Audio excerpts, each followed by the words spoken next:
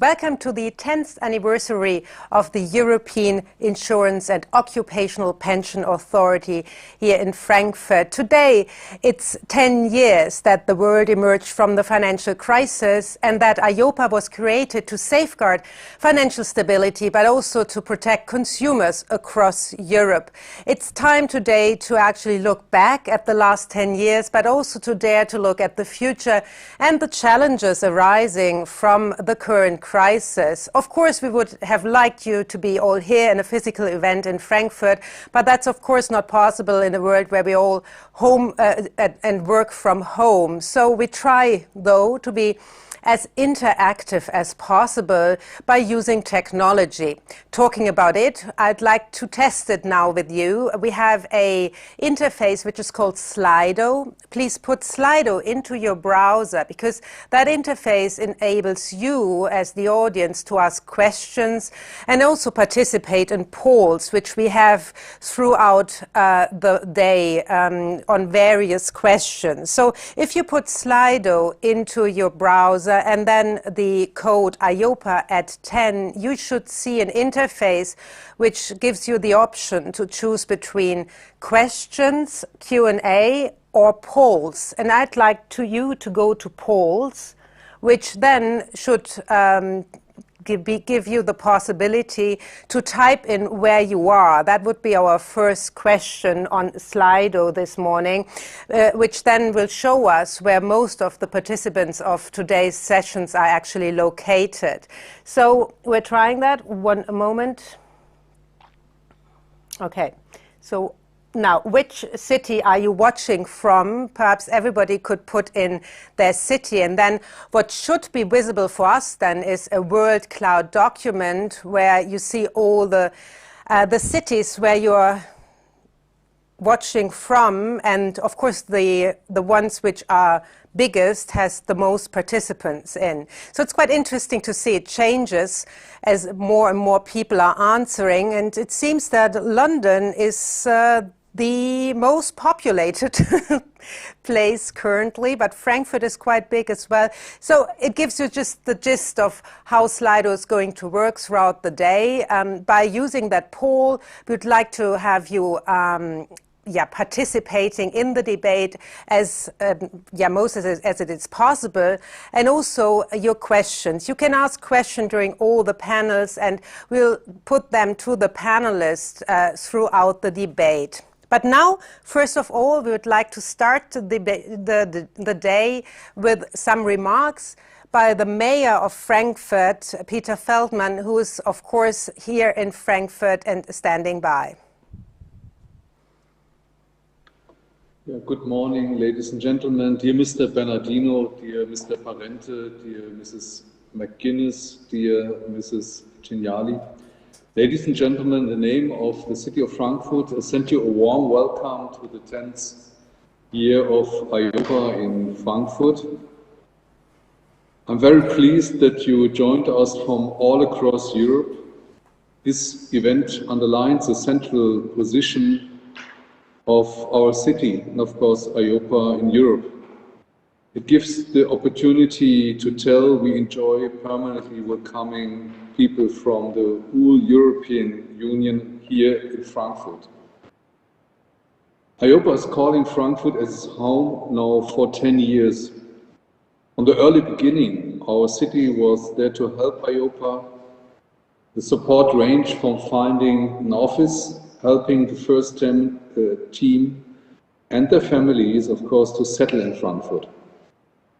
A lot has changed since then. We started 2011 with 40 employees. EIOPA employs now 164 people from 25 countries.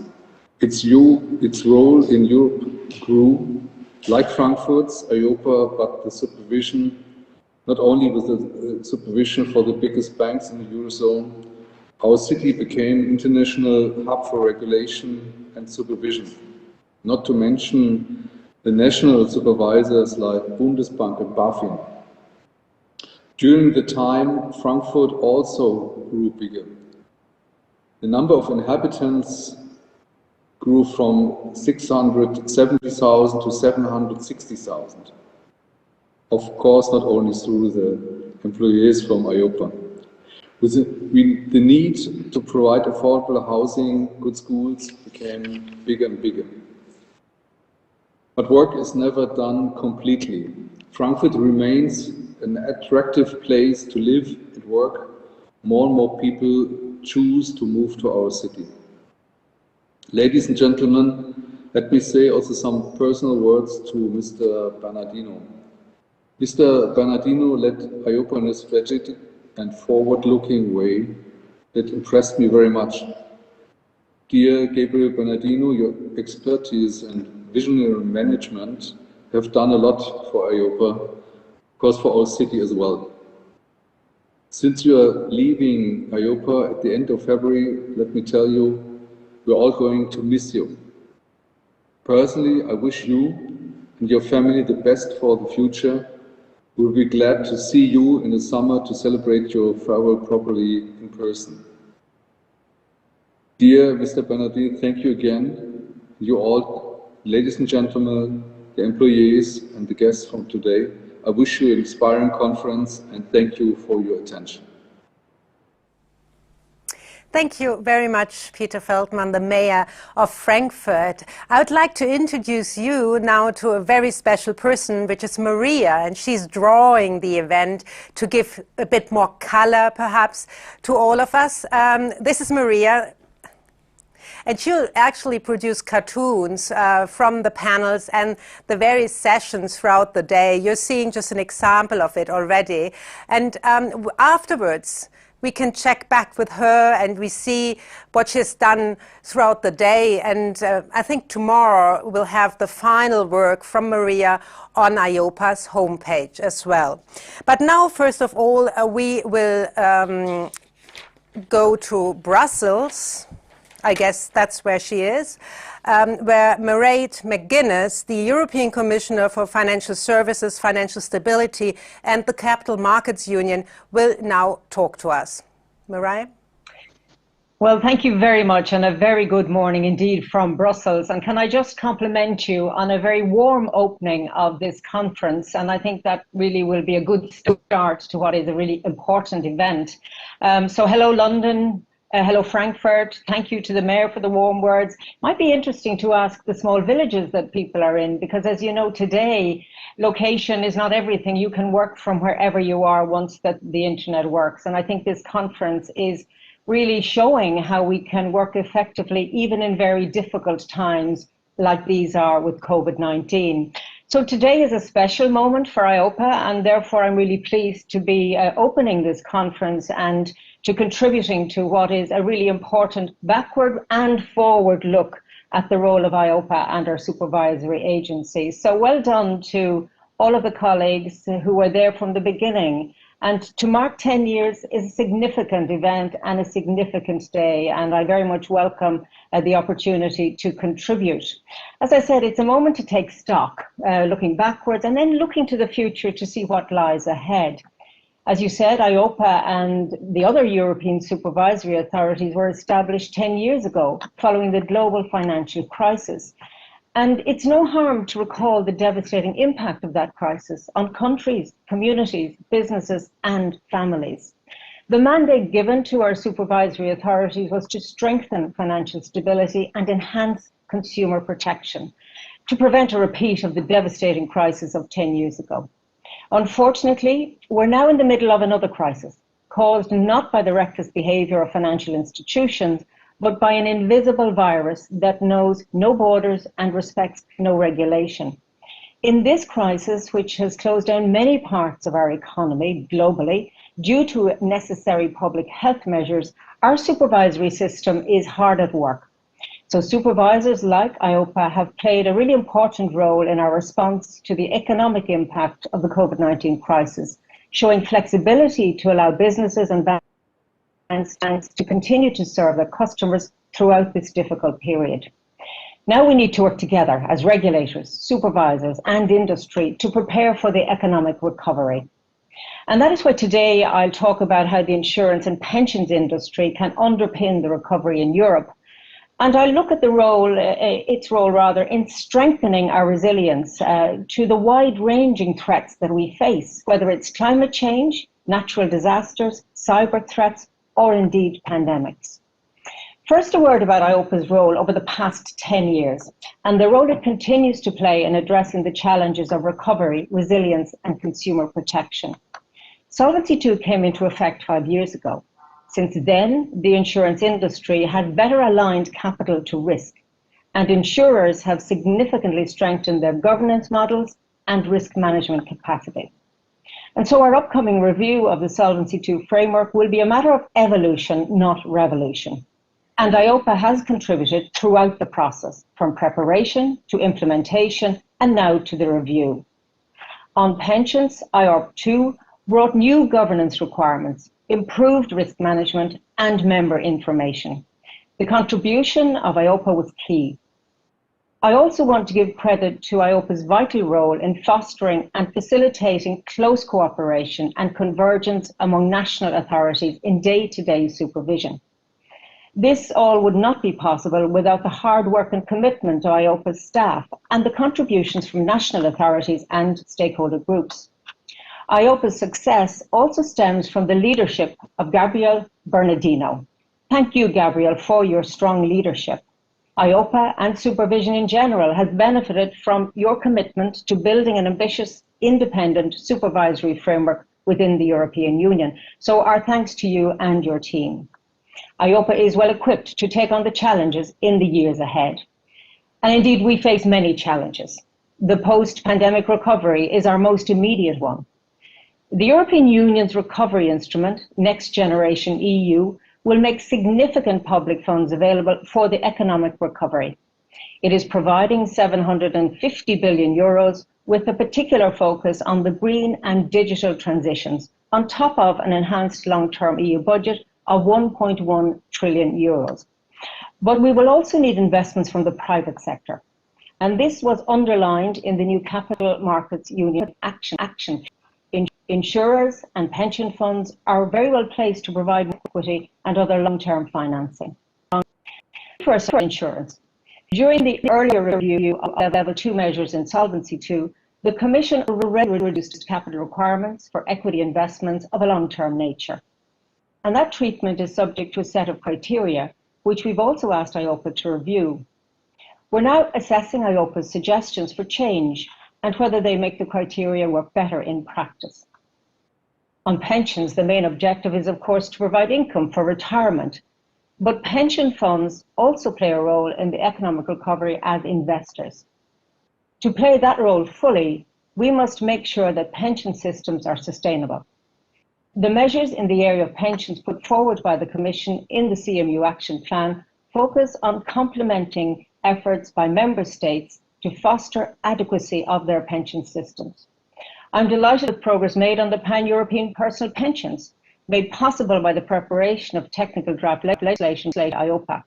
The first PEPs should be on the market in 2022, offering consumers a new pan-European option to save for retirement. Let me turn now to the longer-term role of the insurance and pension sector in societal resilience. This global pandemic is teaching us some very hard lessons. Firstly, that our health is our wealth, and that we must be better prepared for crises and disruptive events like the one we're now going through. COVID-19 is sadly unlikely to be the last pandemic the world will face.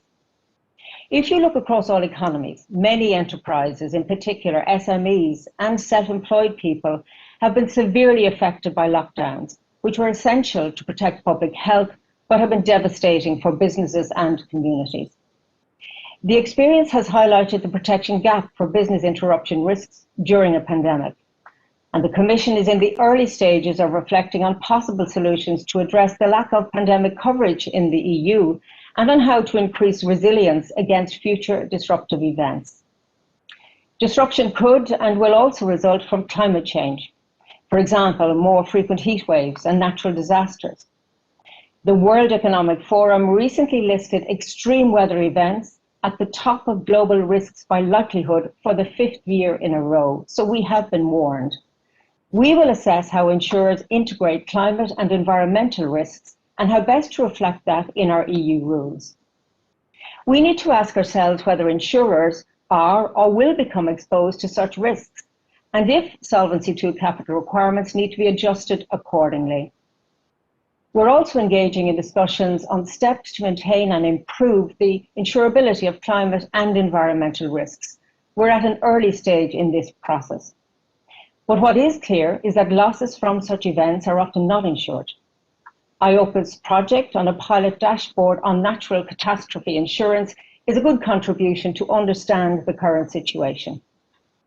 Moving to the European Green Deal. The insurance and pensions industry can really help us in the response to climate change and environmental damage, allowing us to realise the full potential of the European Green Deal. Our ambition is very clear. Europe will become the first climate neutral continent, and we will do this by 2050. But this calls for a great deal of long-term funding. Indeed, to meet our 2030 climate and energy targets requires extra investments of €350 billion a year. Some 37% of national recovery plans under Next Generation EU must be spent on green projects, and this will encourage more public investment for the green transition. But we also need to raise capital from private investors. It needs to be public and private. And that's why we're preparing a new renewed sustainable finance strategy. The IORPS 2 directive was the first piece of EU financial regulation to introduce ESG factors as a basis for investment decisions. The Commission is now considering clarifications of insurers' obligations under Solvency II, building on EIOPA's 2019 opinion on sustainability in the Solvency II framework and the feedback to our consultation. Solvency II's risk-based nature will always remain its basic principle, and I want to maintain a high level of policyholder protection. However, we need to be sure that there are no unnecessary obstacles to sustainable investments in Solvency II. The green transition is not the only fundamental change facing our economy and society. We are also in the middle of digital transformation, a process that has accelerated during the COVID-19 pandemic. Digitalization has a major impact on financial services. Indeed, the financial sector, including insurers, is the world's largest user of ICT infrastructure and accounts for about a fifth of all IT expenditure. Unfortunately, finance is the sector most at risk of cyber attack, 3 times more than any other sector, despite outspending other sectors to protect itself. The security of our financial system is paramount. Our legislative proposal on digital operational resilience in financial services, or DORA, will contribute to strengthening the robustness of the insurance and pension sectors against cyber attacks. The insurance sector is a target for cyber attacks, but also a contributor to societal resilience against them. I welcome EIOPA's cyber strategy to share best practices on cyber risks, risk mitigation, and cyber underwriting standards, as well as efforts to share best practices internationally. Ladies and gentlemen, the challenges that we face are immense, but so too are the opportunities if we seize them. We have much work ahead of us to get the economic recovery right, to prepare for future crises, to manage the green and digital transitions. We have chosen a path towards climate neutrality, which we are committed to delivering on. It is not an easy path. It requires fundamental changes across many sectors of our economy and society. We need the insurance and pension sectors to contribute to achieving our shared objectives. I know the industry is keen to contribute to solving the many challenges facing our economies and our societies, and I look forward to working with the sector towards our shared goals. EIOPA will play a key role in making all of this happen over the next 10 years and beyond. I look forward to continued close cooperation with EIOPA and also look forward to the results of the discussions with stakeholders today. I wish you a very successful conference and again congratulate you on your first 10 years and my best wishes to Gabriel for his role with EIOPA and for your future. Thank you from Brussels.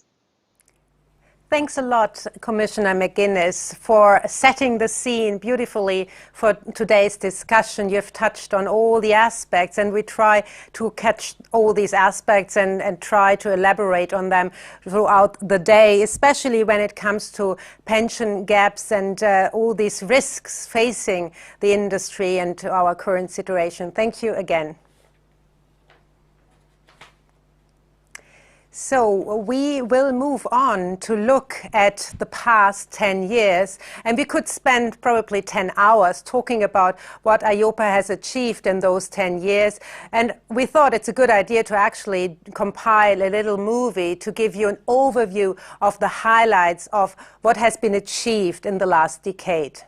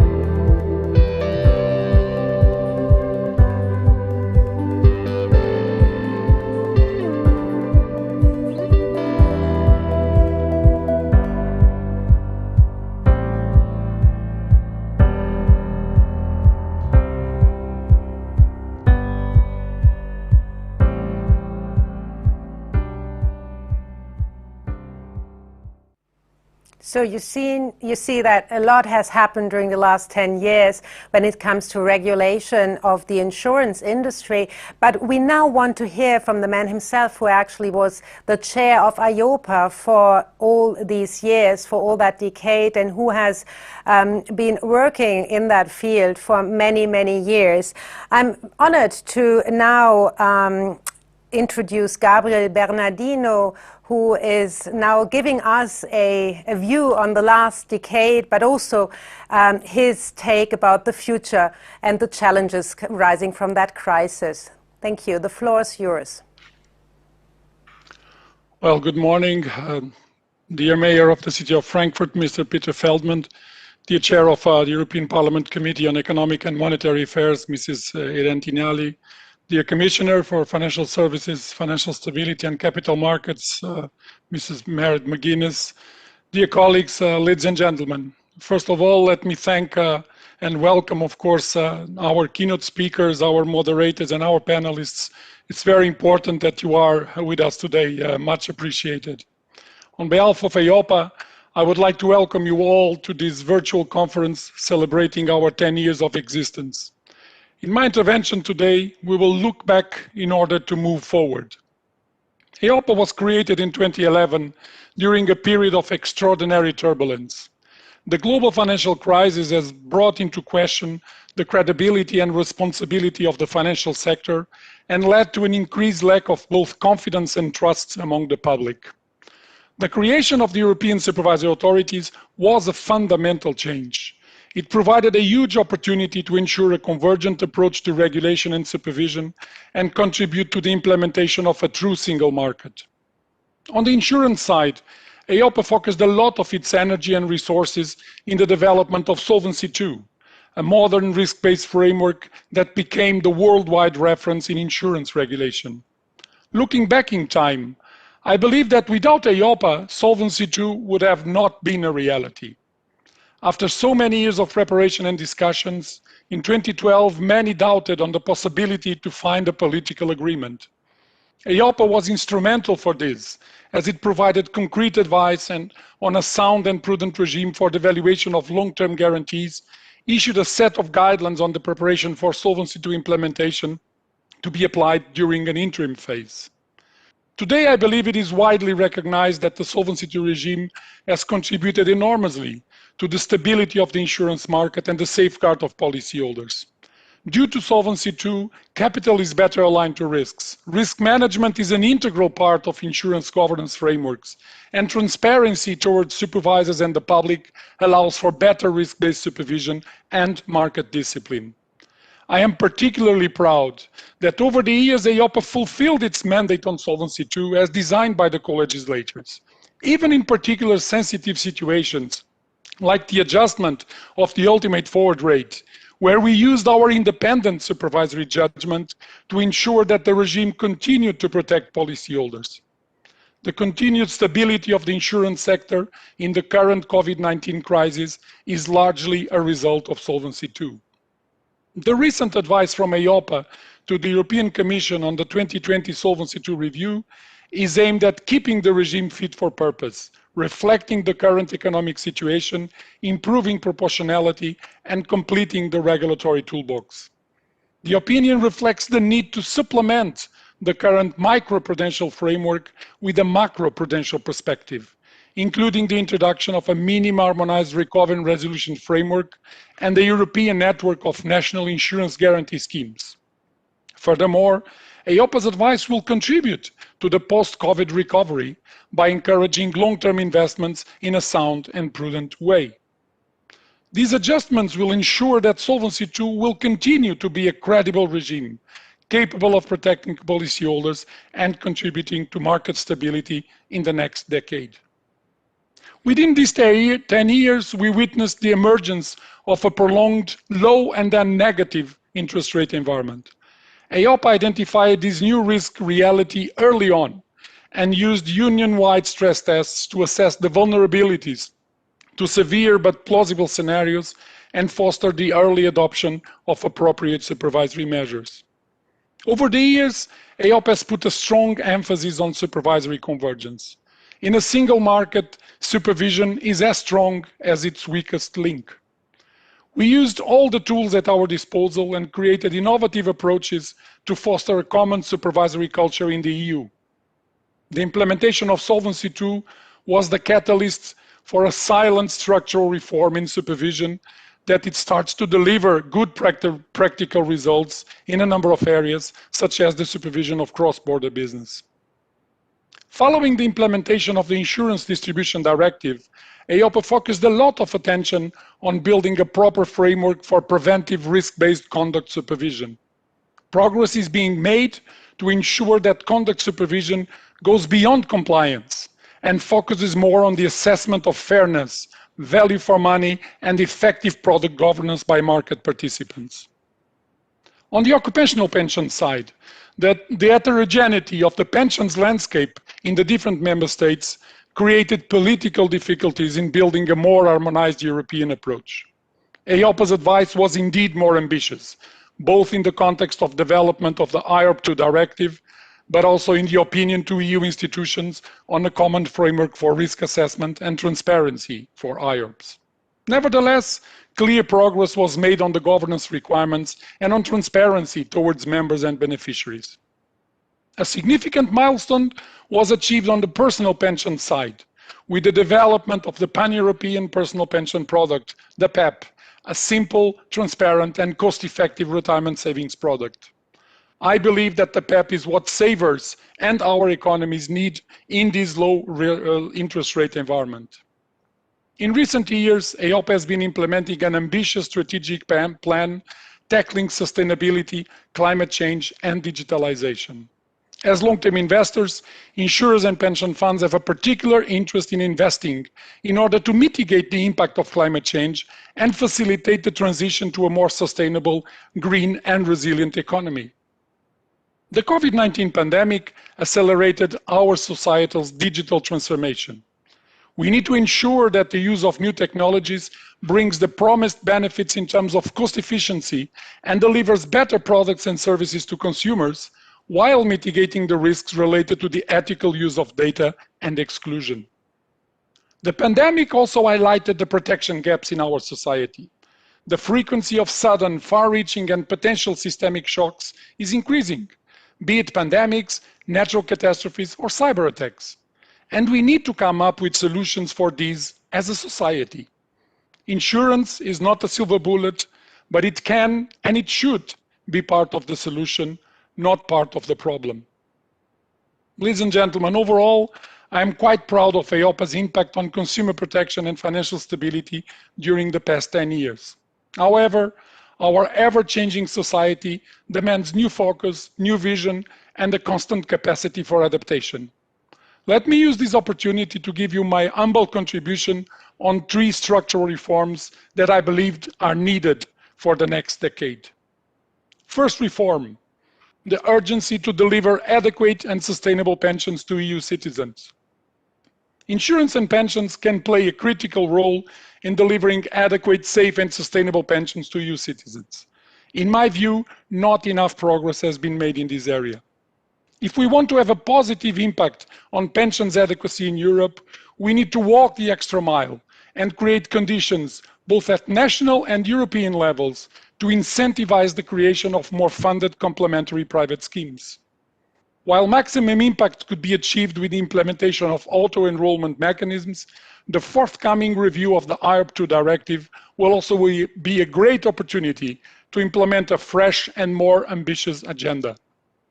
Incremental change is not sufficient, though. We need a sense of urgency to embark on a true paradigm shift. I would suggest 4 main elements. Adjust the governance and transparency requirements to the digital age, streamlining and applying them in a more proportionate manner. To focus the directive on the protection of members and beneficiaries in the context of defined contribution schemes, which are the future market reality. Thirdly, to ensure that the prudent person investment principles have a clear focus on environmental, social, and governance risks and factors. And last but not least, to create an optional pan-European framework for occupational pensions in order to benefit from economies of scale in the single market.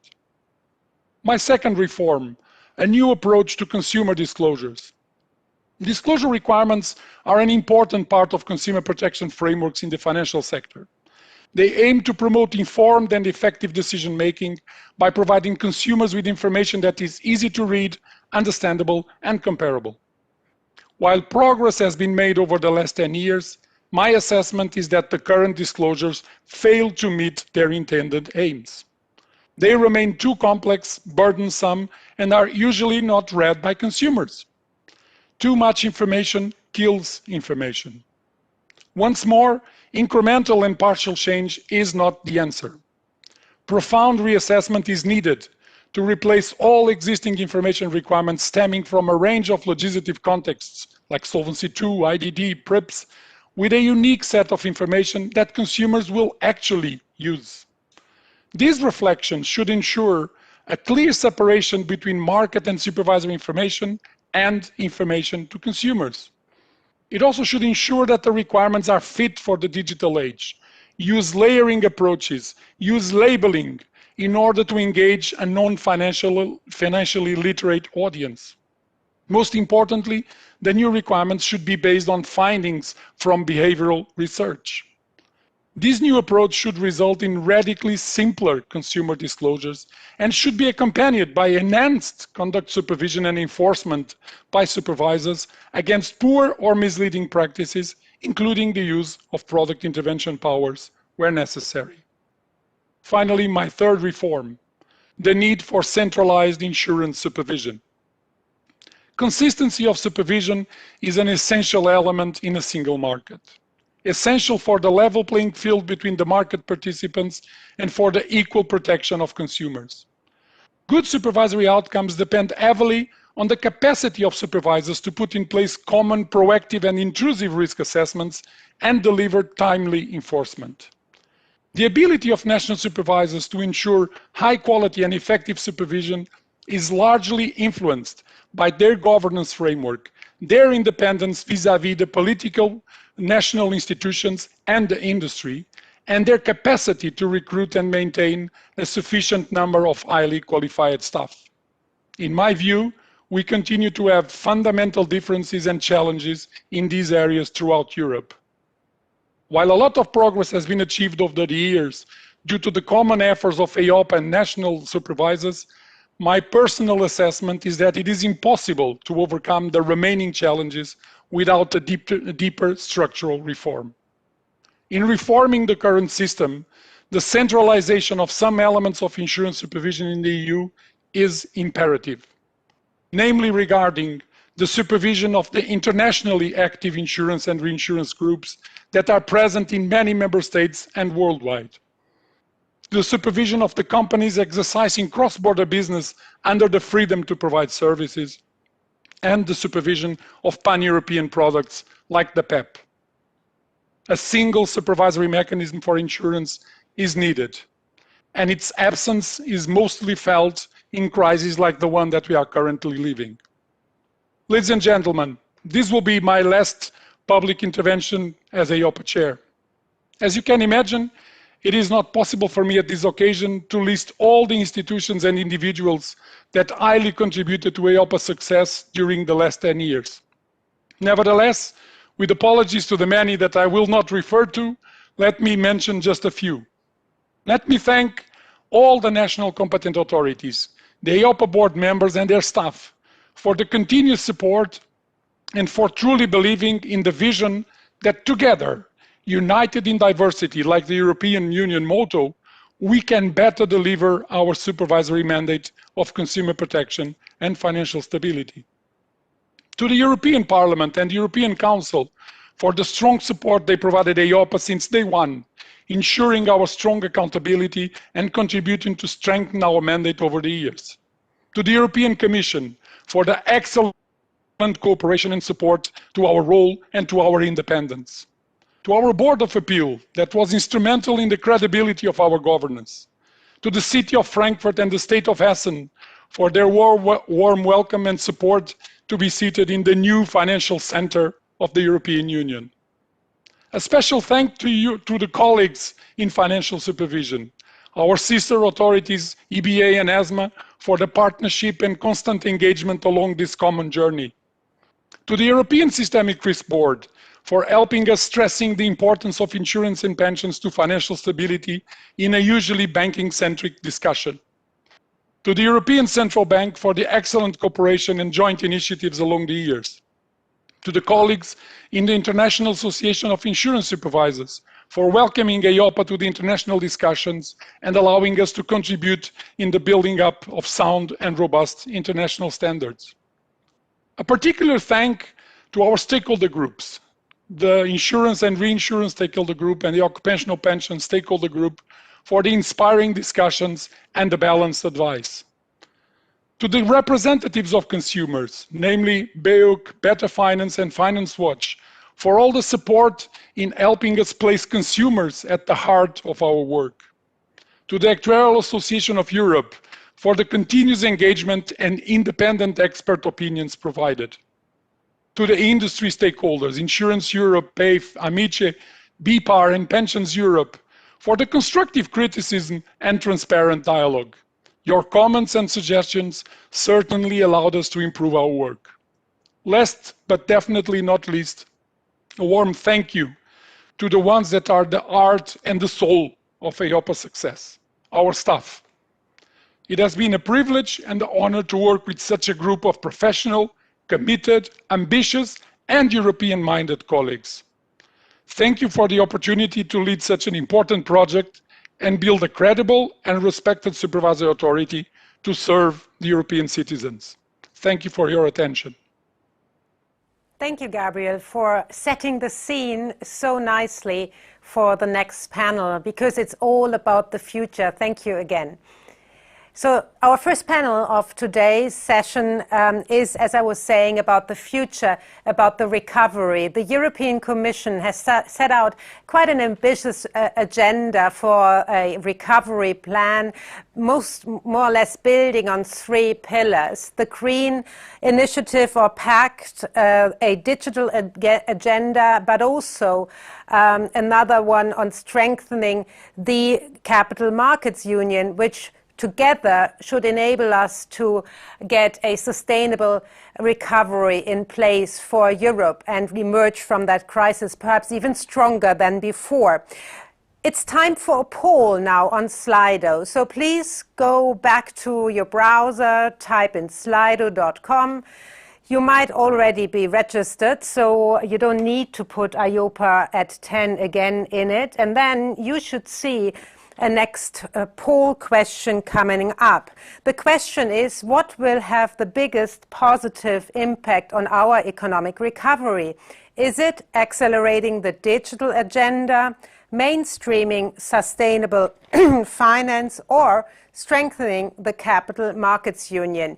Now it's time for you to vote and give us your view on what is actually most important or will have the biggest positive impact. And that might also lead us nicely to our next panel and might also contribute to the discussion going forward. Of course, sustainable finance is very high up on the agenda these days, not only in Europe, but also with the new US administration, putting more focus on sustainability. But the digital agenda clearly is very important as well. We are not seeing that only in the current crisis, that we have some room to catch up when it comes to digitalizing our economies and also to having a solid foundation to actually be able to digitalize it. Strengthening the Capital Markets Union has been always at the forefront of every commission, I guess, and it's always been quoted as Gabriel was saying, essential if we want to move forward into a more integrated and stable financial system. It will not be able or not be possible without a strengthening of the Capital Markets Union. So we're still counting, but it seems that things are not like moving a lot more than this. I would say we have a result. I think most of the participants, the audience, is thinking that accelerating the digital agenda will be key for the economic recovery, but it's very close. Sustainable finance seems to be very high up there as well. So the Green Pact and the digital agenda should enable Europe to emerge perhaps stronger than before from that current crisis. Let's move on to the next panel. As I was saying, it's all about the future, about these issues and more. The panel will be moderated by Karel van Hulle, who is a professor at the University of Leuven and also at the Frankfurt Goethe University. So welcome to today's session, Karel. Then we have Martin Malin, Director, Bank, Insurance and Financial Crime, Director General, Financial Stability, Financial Services and Capital Markets Union with the European Commission. Good morning, sir. Andreas Brandstetter is sitting on that panel as well. He's President, Insurance Europe and Chairman and CEO at the Unica Insurance Group in Austria. Do we have him as well? Good morning. We have, okay, we'll show him next. So we're waiting a little bit. Andreas, we'll have you envision momentarily. I'm hearing that we only will wait until we change the picture to Andreas Brandstetter. As I was saying, he's the president Insurance Europe and chairman and the CEO of Unica Insurance Group in Austria. And we will show him as well as he is member of the next panel. We move on, and we also are going to talk on that panel to Bernard Delbecq. He's Chair, Occupational Pension Stakeholder Group and Senior Director, Economics and Research at the European Fund and Asset Management Association. Good morning, sir. Perhaps you just raise your hand that we can see who you are. Yes, hey, there you are. Okay. Bernard Delbecq is the next one on the panel. No, we just had him, sorry. Lucie Pinson, Founder and Executive Director, Reclaim Finance. Good morning, Lucie. And Juan Ramon Pla, he's Chairman of the European Federation of Insurance Intermediaries. Good morning. Okay, with that, Carol, I'm handing it over to you to start your panel discussion. Thank you so much. Thank you very much. Good day, everybody, and welcome to the members of my panel. We have a tight schedule, but we are going to deal with each of the three issues that were on the poll, keeping in mind the prevalence of the audience. Let me start on the European Green Deal. And Andreas, you are the president of Insurance Europe, representing insurance industry. The importance of that industry is probably one of the best well-kept secrets in the world. Now, the question to you is, how can we motivate the insurance industry to change their investment, underwriting, and product development strategies in order to achieve the goals of the European Green Deal? Do we need regulation, sir? Good morning, Carol. Good morning, audience. Pleasure to be with you. But frankly spoken, Carol, I think we do not need an extra motivation because if we look back to history, our industry always has stressed the need to tackle climate changes for decades already. I just recently was reading an article published by Munich Re back in 1973 when they talked about, with their experts, about the consequences of man-made climate changes. But what we need, Carol, is a kind of really clear regulation, and we need support because we cannot do this transition just alone as insurance industry. This just doesn't work. Underwriting and investments, as you mentioned, are part of a real much larger transition which needs to involve everyone to work towards the desired less carbon-based society and environment.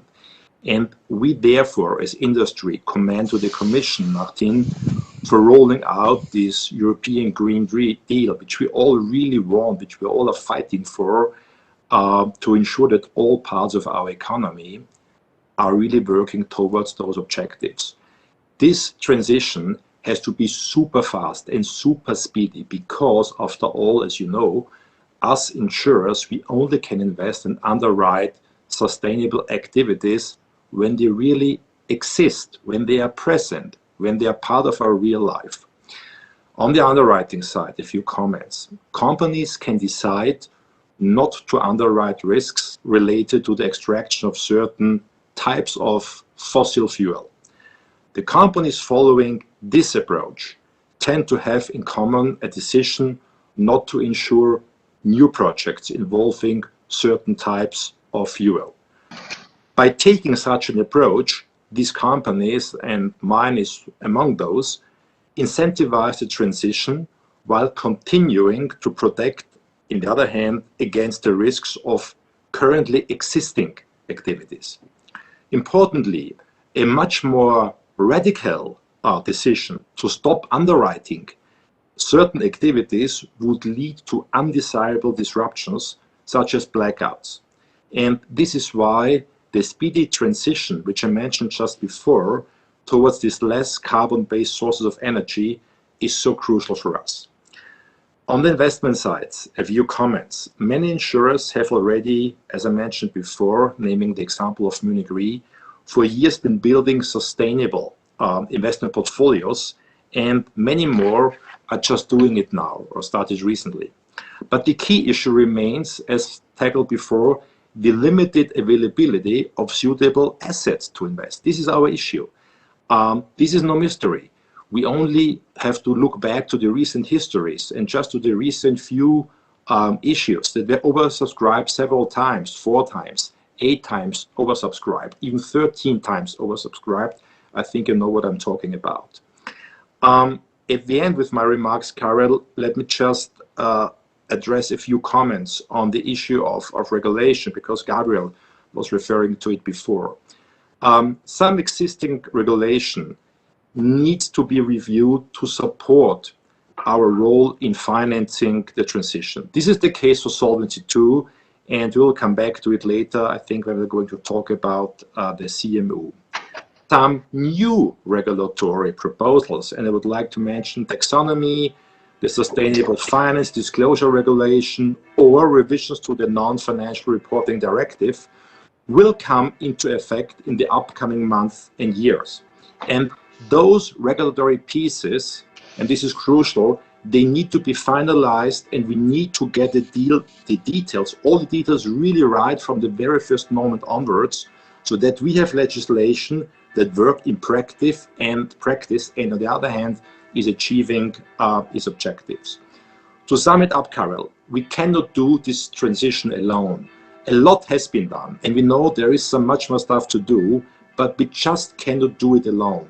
We need this great Green Deal to create a shift across society to a real sustainable activities that we can invest in and that we also can insure. And, very important at the end, we need the data.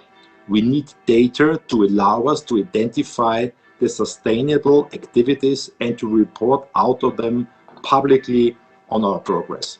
This would be my first comment. Thank you. Thank you very much, Andreas. So a joint effort, but Bernard, how about occupational pension funds? Are you motivated this equally? Is a commitment there, or do you also need a little push? Bernard, please. You're muted.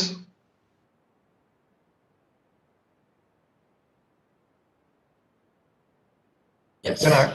Okay. Apologies. Thank you, Karel, and good morning to all. Yeah, in my view, pension funds can help to the green transition. Essentially, I would say by managing the impact of sustainability risk and opportunities on the financial performance of their investment. And for sure, as Commissioner McGuinness said, the current pandemic highlights the new types of risks that wait on the future of our planet. I believe that this awareness and the so-called SFDR disclosure rules will accelerate the demand for change among pension fund members, because pension funds will have to explain how they integrate ESG factors in their investment strategy. And hopefully this will empower end investors, pension fund members, and increase their confidence in sustainable investment. This said, I think, as Andreas suggested, the disclosure rules must be kept simple to ensure that savers receive reliable, comparable, meaningful information. And, let's keep in mind there also the message of Gabriel when he called for a reform in the disclosure requirement. I think that this should also apply to the disclosure rules. I believe that both members of pension funds also needs to play a role, and I would say that they need to develop the skill sets to understand ESG investing. And I would like just to stress one point. I mean, some feel that there is a conflict between the best investment for the pension fund members and ESG investing. I think this perception that there is a trade-off needs to be changed. That's what the crisis shows. Sustainability risk may affect the value of companies in the long run. Turning to asset managers who are managing quite a lot of pension funds assets, they also have a responsibility. They need to offer ESG investing solutions to pension funds and to other investors. And in this area, the taxonomy, the green taxonomy, is indeed an important framework to make investment flow in the right direction.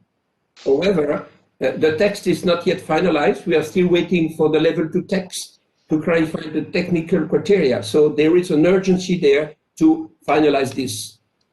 And asset managers, as Andrea said, like insurers, needs consistent and high quality data to evaluate their portfolio holdings on ESG criteria. And just to conclude on that, certain conditions must be in place.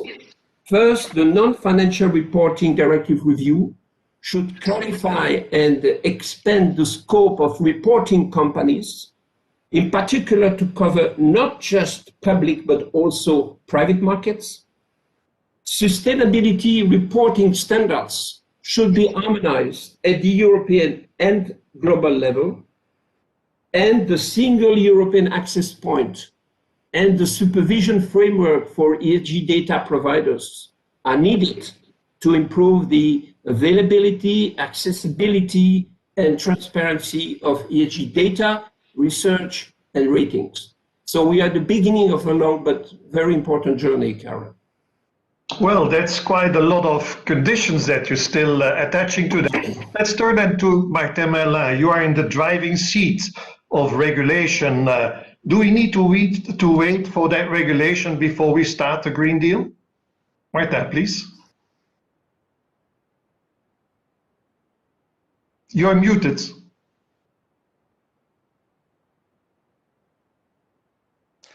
Thank you, Karel. Well, I don't think that waiting is an option, given the emergency situation we are in when it comes to the environment.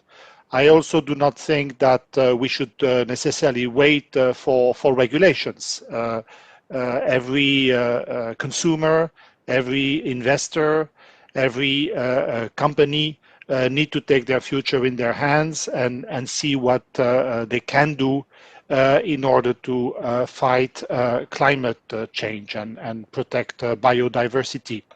This being said, as is often the case, I would say that the regulatory framework can help by setting the right incentives and making sure that there is transparency for investors and consumers. Now, the Green Deal obviously is a very ambitious project, reaching climate neutrality by 2050 and cutting our emissions by 55% by 2030 already will require massive sustainable investments in the coming years. I think we have calculated that 300 billion euros will have to be invested every year. So it is really indispensable that we quickly improve the identification and management of climate and environment-related risks. Since the 2018 Action Plan on financing sustainable growth, the EU has achieved major steps to make our financial system more sustainable.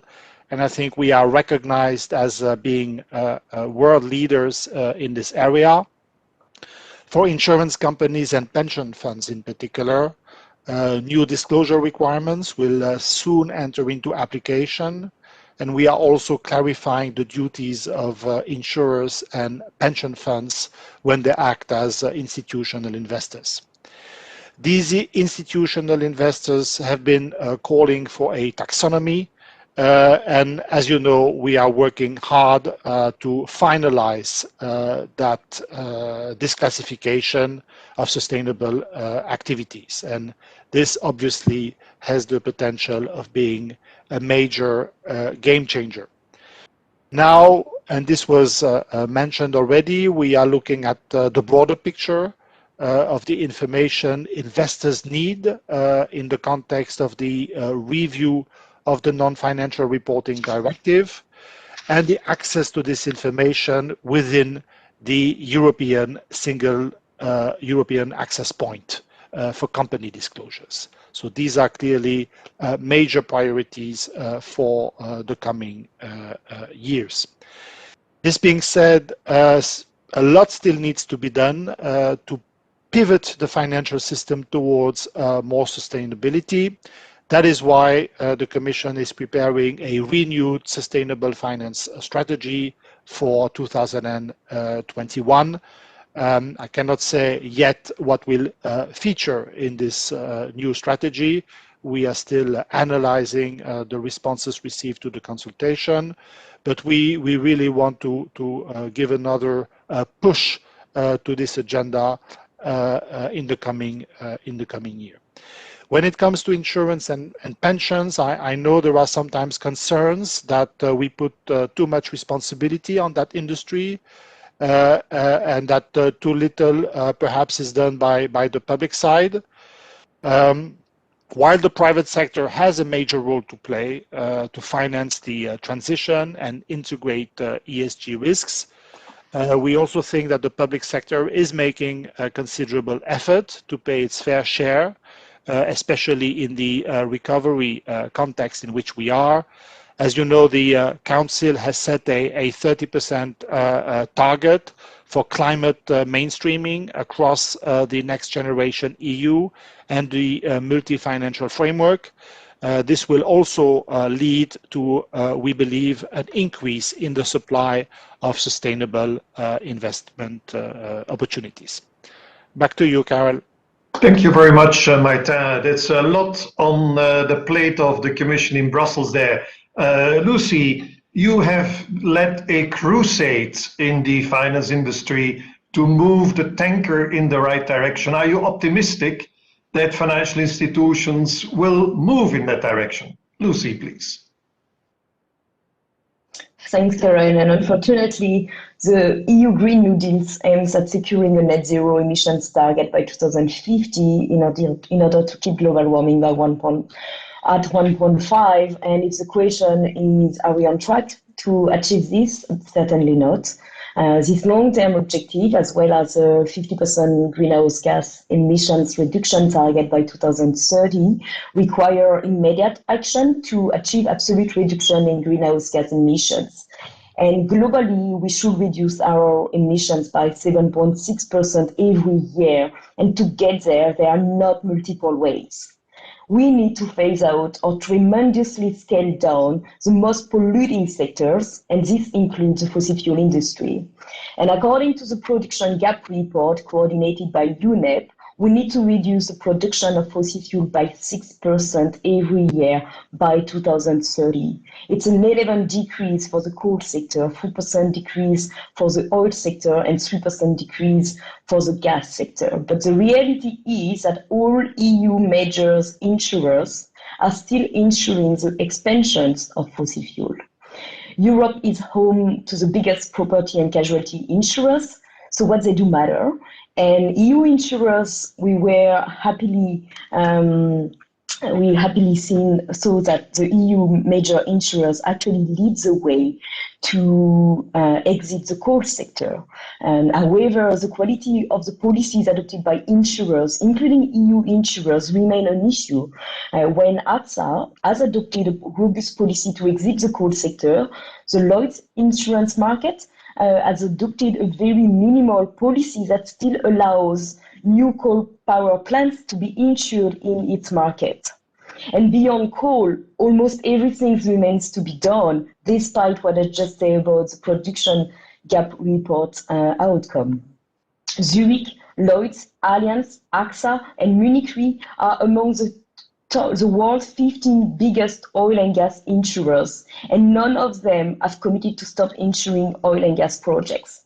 They have done things, they have taken positions against tar sands, against Arctic drilling, but these commitments remains a minority and a drop compared to what is required. To be clear, the issue is not that they keep insuring polluting sectors. The world is as it is now, relying on polluting activities. No, the issue is that they have been ignoring the impacts of their activities in fueling climate change for a while, despite what we just heard about the Munich Re report about the impacts of climate change in the 70s. And they have kept insuring and they keep insuring, new projects, including new oil and gas projects that are strictly inconsistent with the 1.5 targets. Doing so, they are worsening the climate crisis and they prevent Europe from meeting its own objectives. So now, should we remain optimistic? Many insurers have joined the Net Zero Asset Owner Alliance, and they have themselves committed to align their investment portfolio with the 1.5 target. AXA has announced the setting of a Net Zero Underwriting Alliance, and we believe that this type of alliance will play a key role in securing the role of the insurance industry in delivering the Green Deal objectives. However, the previous example of such initiatives show that they are likely to lack ambition and be too slow to act. So in conclusion, I agreed with Martin that no private financial institution should wait for regulation before acting, but I believe the insurance industry will not deliver on the Green Deal objectives if the EIOPA and other regulatory bodies do not step in order to speed up the transition of the insurance industry. Well, that's a very clear message. Thank you very much, Lucy. And then Juan Ramon, intermediaries are very important in the distribution framework of insurance and pension funds. So what role can you play and how can you contribute to making this Green Deal a reality? You're on mute. You're still on mute. You're still on mute.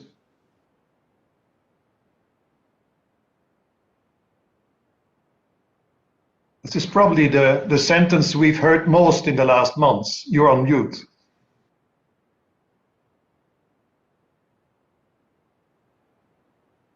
Yes. Maybe there is a question from the audience that we can pick up at this moment. Yeah, actually we can, Carol. We can cross over to me in that moment and until we get that remedied. So we have questions from the audience. And just to remind you, you can ask questions, of course, we have them already, but you can also vote on questions. So you can vote them up, meaning to give them more weight. So I will ask them or put them out to Carol. So the question who is up on top of the list is, to which extent did Corona change the importance of Solvency II review? Carol? Oh, well, that's a question that maybe Andreas can answer. Andreas, please. Well, I'm not so sure about this, but let me make first a comment to what Lucy said. I heard what you said about our role, but frankly spoken, please to be very clear, there's a high desire in our industry to push forward this transition. And if you compare European insurance companies with its global competitors, our companies are far ahead, really far ahead on a global comparison.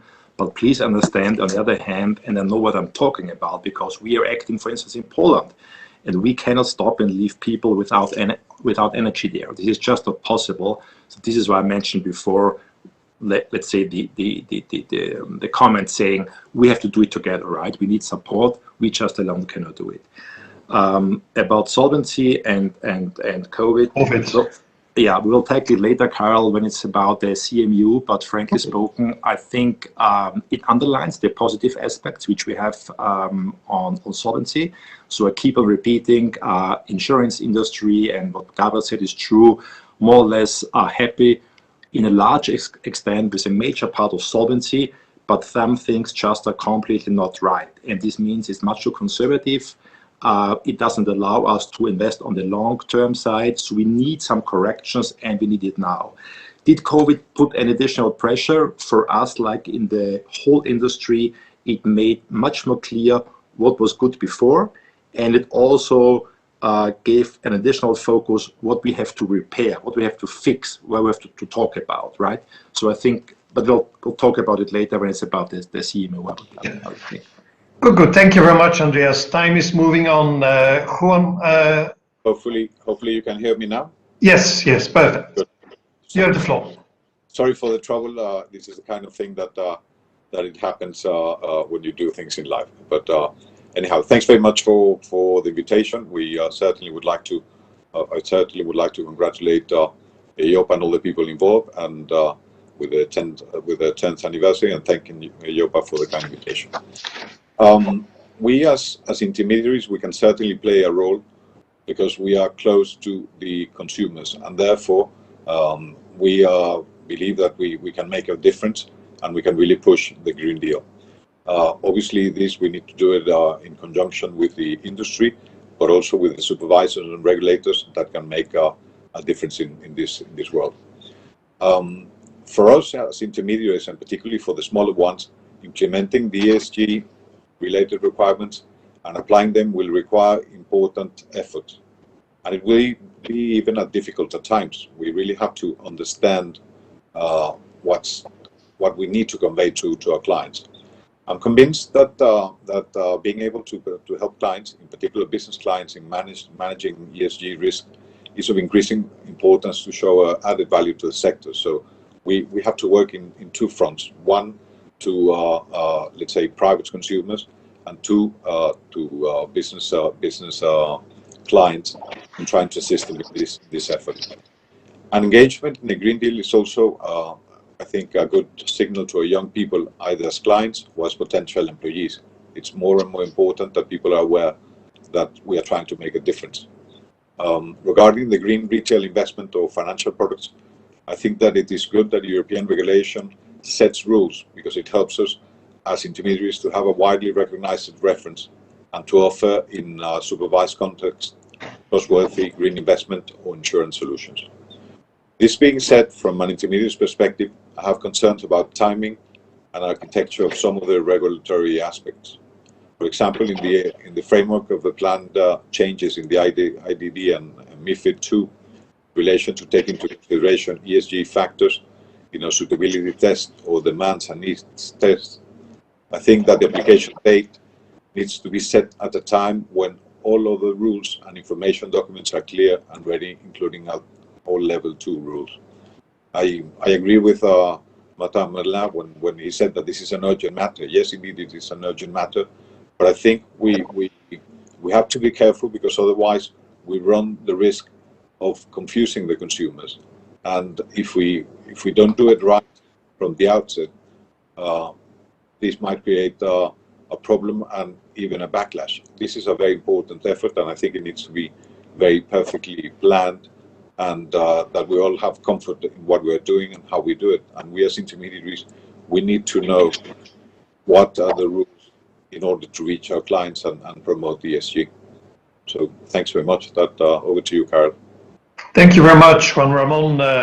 In the interest of time, I think we move on to our next theme, which is Europe fit for a digital age. As we can see, sometimes digitalization doesn't work as nicely as we plan it to be. But let's try to keep our answers short so that we can gain a little bit on time. Andreas, how can digitalization help insurers to support the economic recovery? Carol, it can help a lot. It can really give us a strong push, but in an ideal world, a real innovative EU regulatory framework would not only allow us, but encourage us on such a smooth digital path, and would also allow our consumers to compare products within the product range that is truly comparable and actually meet their identified needs. Sorry to go into detail now for just 2 minutes, but as all of you know, our reality is absolutely different.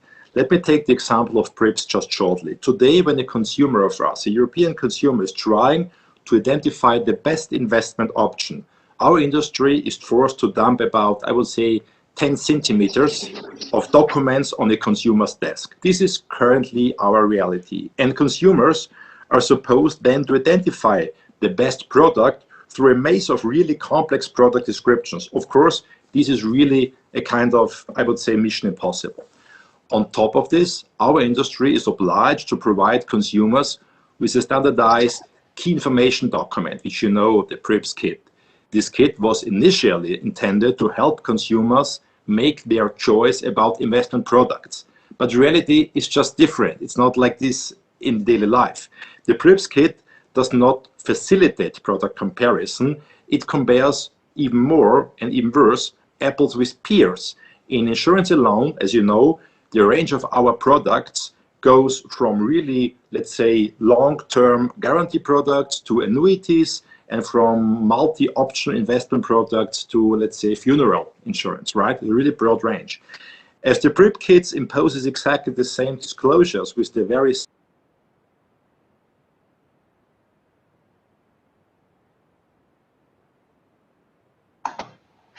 problem in a kind of, I would say, misleading information. Of course, a methodology that works for one product hardly works for the other.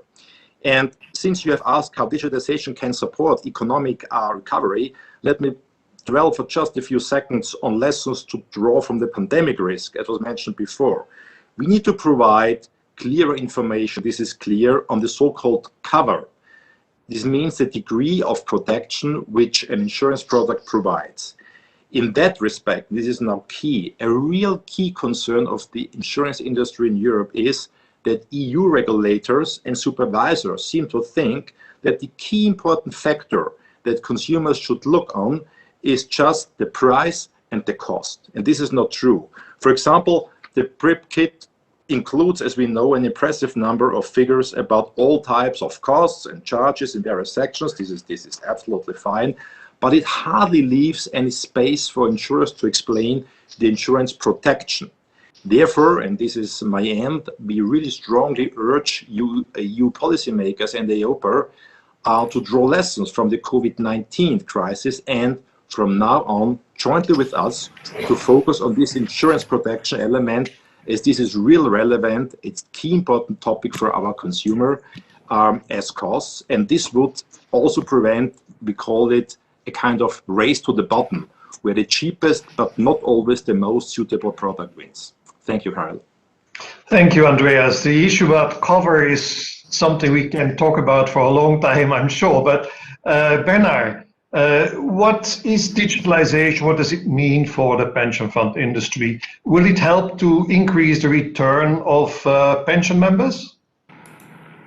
Well, I mean, when I talk about digitalization, this area, I just think that what matters is communication, is the use of digitalization in the area of communication, because it's just a lot better and cost-effective communication. So from that perspective, yes, there is a possibility of reducing costs because the providers will be able just to offer these at scale. I think that in this area, the potential is enormous, but there is still a lot of progress that needs to be made. If I think about millennials and the need for millennials to engage in the area of pension, I think that what is needed is mobile apps.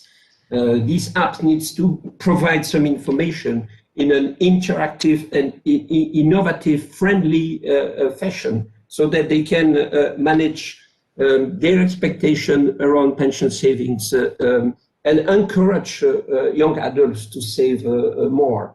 In this area, I mean, there is a partnership between tech firms and pension funds, insurance company that can indeed aim at creating an environment that improve the customer experience via digitalization.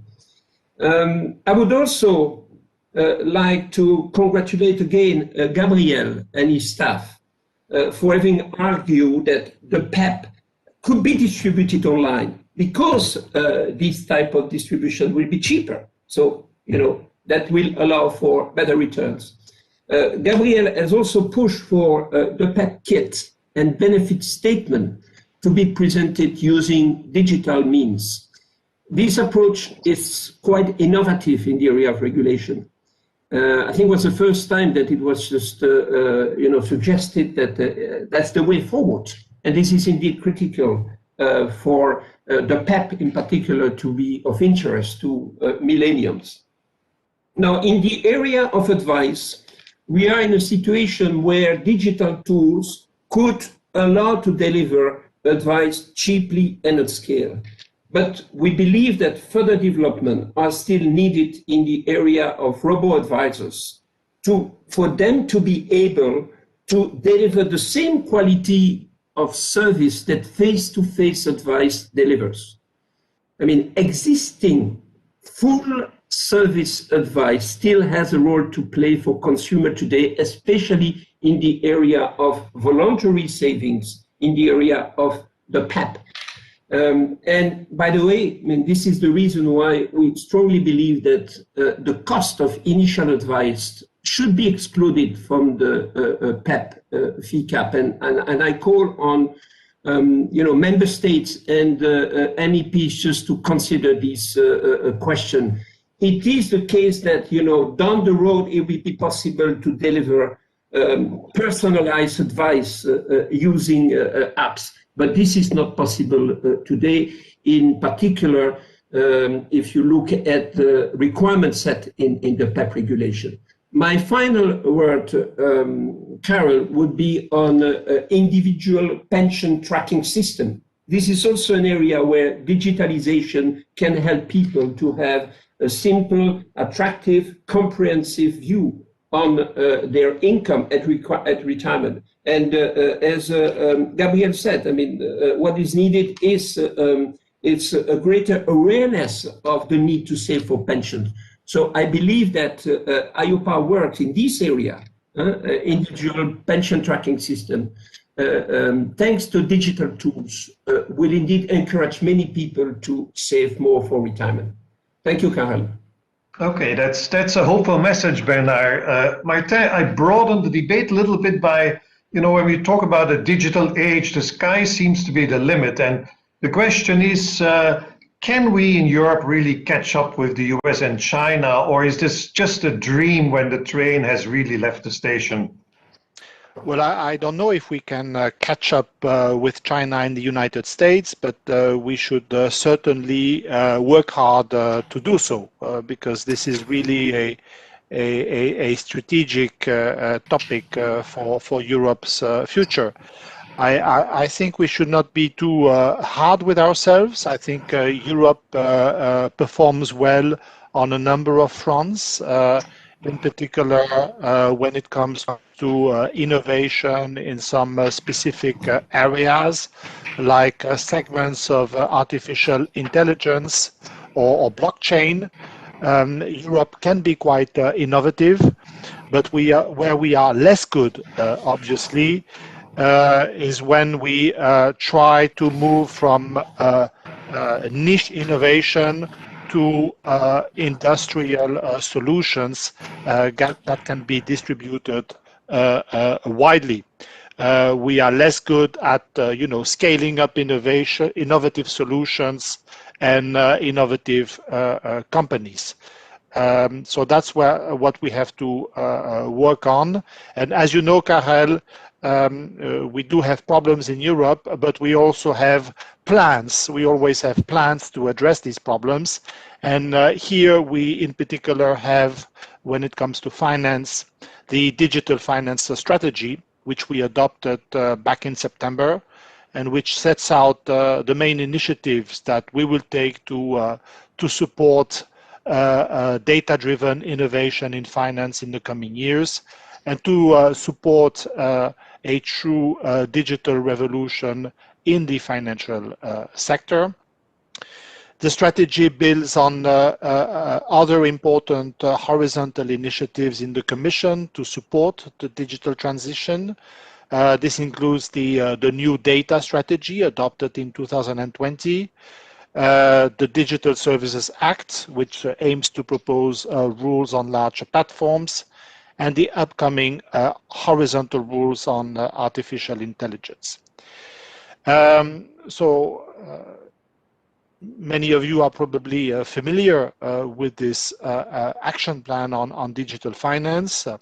We want, with this plan, to create, in particular, a digital single market, giving fintechs a single passport, making it easier for consumers to access services on a cross-border basis.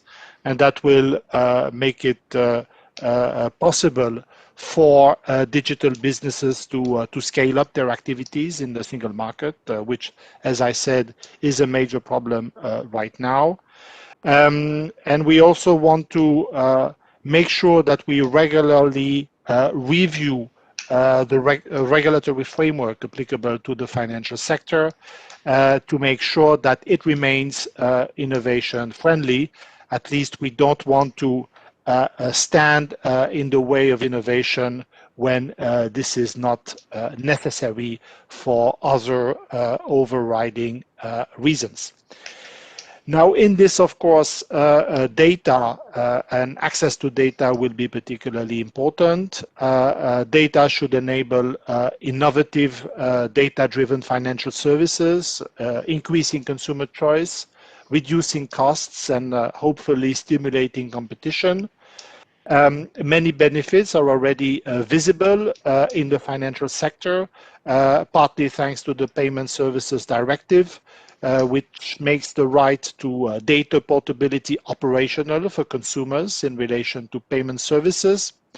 And building on that experience, we want to move progressively from open banking to open finance, step by step, and obviously learning from the lessons of the previous steps. There are numerous areas where insurance companies can benefit from enhanced data sharing. For example, motor insurance or home insurance rely more and more on telematics devices that enable to collect data relevant to risk management, risk pricing, and prevention. But of course, particular risks stemming from large technology-driven conglomerates or non-integrated value chains, where identified, will need to be assessed. There is also another important dimension, namely data privacy, when it comes to personal data in particular. As you know, Europe has made it very clear that it wanted to establish a gold standard for the protection of personal integrity with GDPR. So this is something, of course, that will need to be factored in, and a balance will need to be found between innovation and the appropriate protection of personal data. Another area of attention will be the use of artificial intelligence. Here, the digital finance strategy sets out that guidance on the use of AI applications in finance will be established. And here EIOPA's contribution to this work will be particularly important, notably when it comes to open insurance. So yes, there is a lot of catching up to do, but there are lots of good ideas as well, both innovative ideas in the market, but also I think a very sound policy plan in order to make sure that Europe becomes more digital friendly in the coming years. Okay. Thank you. Thank you very much, Martin. So action is needed, action is possible, there are ideas. Lucy, in your campaign that you have been following over the years, can digitalization help to steer the tankers in the right direction? Give us some hope. Some hope, I don't know, Carol, and digitalization is clearly not a topic I work on a daily basis. But I will respond in the context of climate change. According to the Geneva Association, digitalization is changing the role of the insurance industry from pure risk protection towards predicting and preventing risk. And this is an important issue. Today, 1 in 3 people is not adequately covered by early warning system. And speaking in January at the virtual high-level Global Climate Adaptation Summit, Antonio Guterres, the UN Secretary General, called for 50% of the total share of climate finance to be spent on building resilience and adapting to the effects of a warming world. He stated that support for adaptation and resilience is a moral, economic, and social imperative. And insurers could play a key role in saving lives threatened by climate events. And digitalization will help reducing costs, so they will be benefiting from it as well.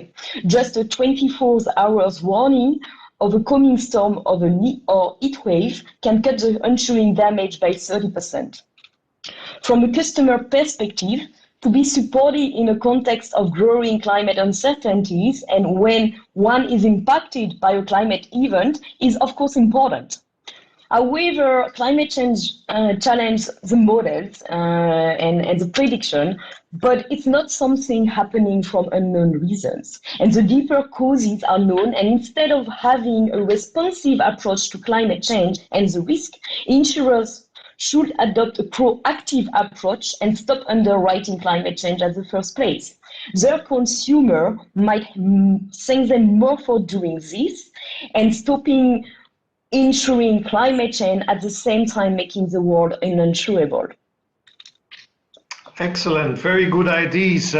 Especially your point about prevention and prediction is very, very important. And Juan Ramon, we heard already that Bernard is a key advocate of robots. Are you going to give insurance advice now to the robots in the future? What distinguishes you as intermediaries from these robots? Please, Juan Ramon.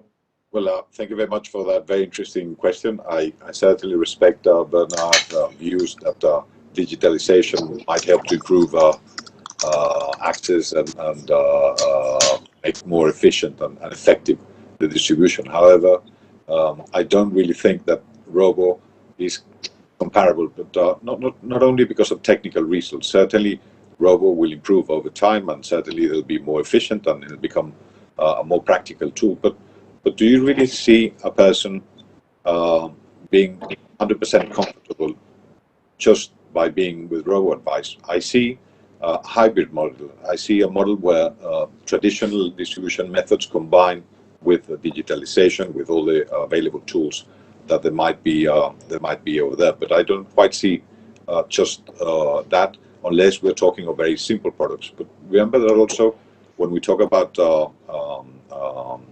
certain type of products, particularly those related to the financial segment, people need to have confidence, people need to understand, people need to be coached, need to be led. So therefore, I do see a hybrid model. I see that technology, digitalization should go hand in hand with the personal advice, and obviously making the offering the client the choice to use whatever means of communication he prefers. I mean, certainly some might be 100% digital, but some others would like a mixture, and some others would like to have just pure traditional face-to-face advice.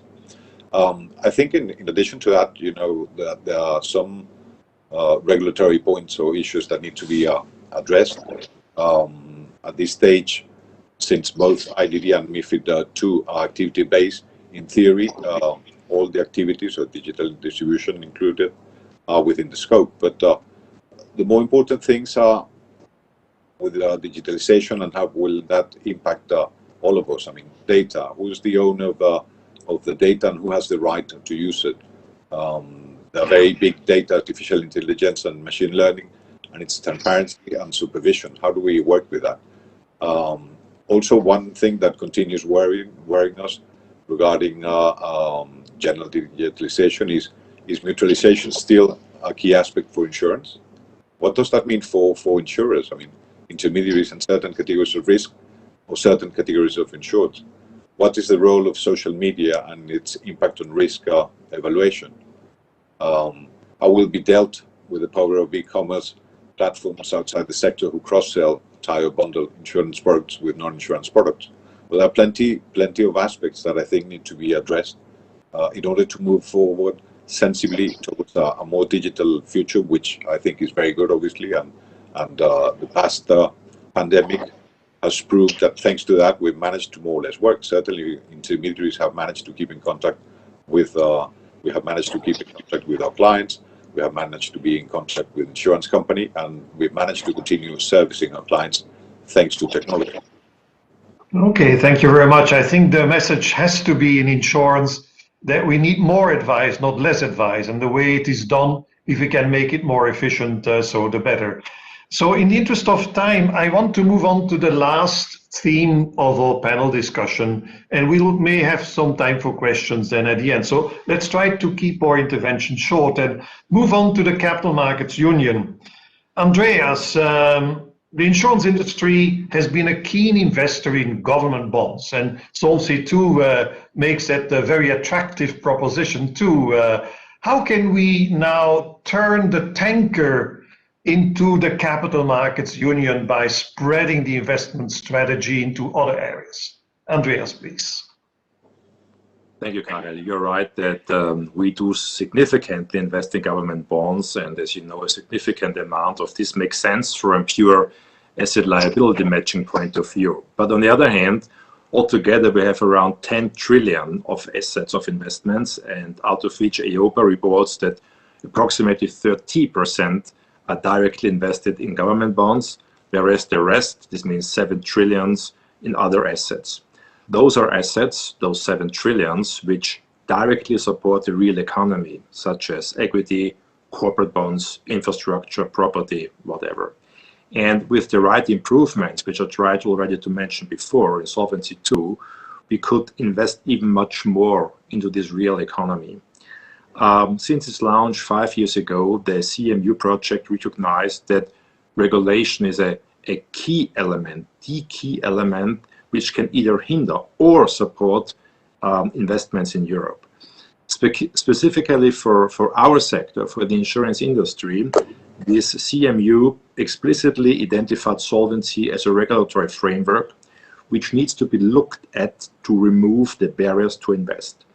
As mentioned some 20 minutes before, Solvency II, and I keep on repeating it, is really good in many ways, but those barriers just addressed, those barriers exist because the framework does currently not really correctly capture the mentioned long-term nature of our business. This is the key issue, Karel. So it tends to push us unnecessarily away from long-term products and long-term investments and towards more really short-term thinking and also actions. And this is something what we think is really not good.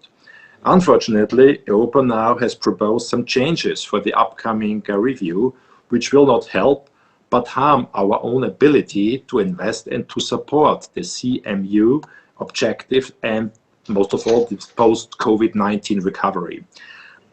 We have done internally within Insurance Europe some analysis, and I just have the figures in front of me. I just received them briefly, and the impact of those analyses are really huge. Just a few comments. For example, under EIOPA's current proposals, our risk-taking capacity as industry is expected to decrease by 60 billion euro, reducing our ability to invest into real economy. Second, in order to offset this, our industry would have to reduce equity investments by something like 170 billion euro, or much worse, reduce corporate bond investments by 680 billion euro, which is a lot of money. So in contrast, the industry has provided proposals which would improve the treatment of long-term business and would further increase the risk-taking capacity of the industry. Those proposals include changes to the risk margin, as you know, improvements to the volatility adjustment, and better reflection of insurers' long-term investments. Our internal analysis show, and this is the last couple of figures I want to give you, our internal analysis show that every single euro of additional risk capacity could allocate either 1.7 euro to equities, and this figure would even increase up to 3 euro if the long-term equity submodel is fixed, or 6 euro to green bonds. This would even increase up to €9 if the dynamic volatility adjustment is available for all insurers. So to conclude, Karel, we know that the Commission will look at what EIOPA has done to decide how to proceed with the Solvency II review. We are aware about this. We highly appreciate this. So for us, the key question is, will this review go into the direction of either limiting or into the direction of mobilizing our investment capacity? The stakes are huge in both directions, right? So we look forward to working with the Commission and finding the right solutions to the problems, which are, of course, all the right solutions, hopefully, to support the whole EU economy. Thank you, Karel. Okay, thank you very much for these messages, Bernard. If you talk to young people and you ask them, should I spend my money to pay for my pension when I might lose it the next day on the capital market, they would probably say, let's go and have a 20s party or something like that, or enjoy life. Is recovery, economic recovery, not better served by increasing consumption rather than to block it until the old age? Bernard. Thank you, Karel. I mean, that's a very good question, because, I mean, indeed, the COVID crisis has led many households to save a lot, especially in the spring of last year because of the uncertainty and the virus fear. And yeah, it is true that the strength of the recovery will depend on whether consumers continue to save or start to spend again.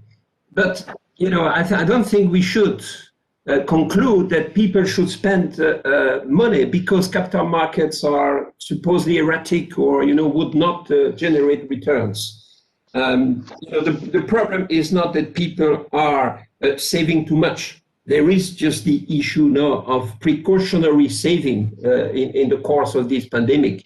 But the real structural problem in Europe is that the vast majority of people are saving in bank deposit, in guaranteed product. Why? Because they believe that investing in capital markets are too risky. This perception has a huge impact on the ability of people to grow their savings and to protect it against inflation. And I'm going just to give you two examples to highlight this point. Assume 2% inflation rate, which is the target of the ECB. Do you know how much 10,000 euro will allow you to buy in 10 years if this money is left in a bank account offering zero interest rate, which is today's reality? 8,200 euro. I mean, these represent an 18% loss in real terms. And following the same reasoning, we have estimated that the financial wealth of European households would have been 1.2 trillion euro higher if households had decided to gradually reduce their the share of their financial wealth held in deposit, which was 41% in 2008. If they had decided to reduce it to 30% in 2019 by investing a bit more in stocks and bonds. 1.2 trillion, Carol. I mean, this is a huge loss of wealth and potential retirement income. And the problem is also a macro problem, because an excessive amount of savings kept in bank deposit tend to weight on interest rates and to weaken the growth potential of the European economy. So to secure this strong and sustainable recovery, which is the theme of our panel today, it is crucial to incentivize European households to put their savings to better use by investing in capital markets. In this way, savers can hope to secure a better retirement income. And companies will get better, broader opportunities to obtain funding, and this will boost the productivity and the competitiveness of the European economy. So no doubt, Carol, I mean, this should be the central goal of the CME. Thank you. Thank you very much. Let's move on then to Lucy. What do you think should be done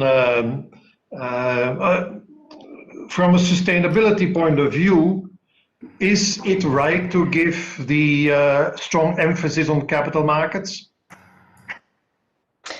I guess the answer depends what you mean by strong capital market. If by strong you mean resilient, absolutely. And in that case, we should make the fight against climate change and for just transition a priority objective of the building of a unified capital market. I'm not the first one to say it, but Mark Carney in 2015, former governor of the Bank of England, made it clear that in the office of the Lloyd's insurance market that it's in the interest of the insurers and other financial institutions to tackle climate change. But for this, the financial industry needs to break with the tragedy of the horizons, and to immediately and proactively act against climate change is the only way to effectively prevent climate-related financial risk and make sure that financial capital markets remain strong in the long term. Guaranteeing transparent green financial products that will include polluting companies only if they do have decarbonization targets can definitely channel more savings to a just transition, and regulation will be key to secure this objective.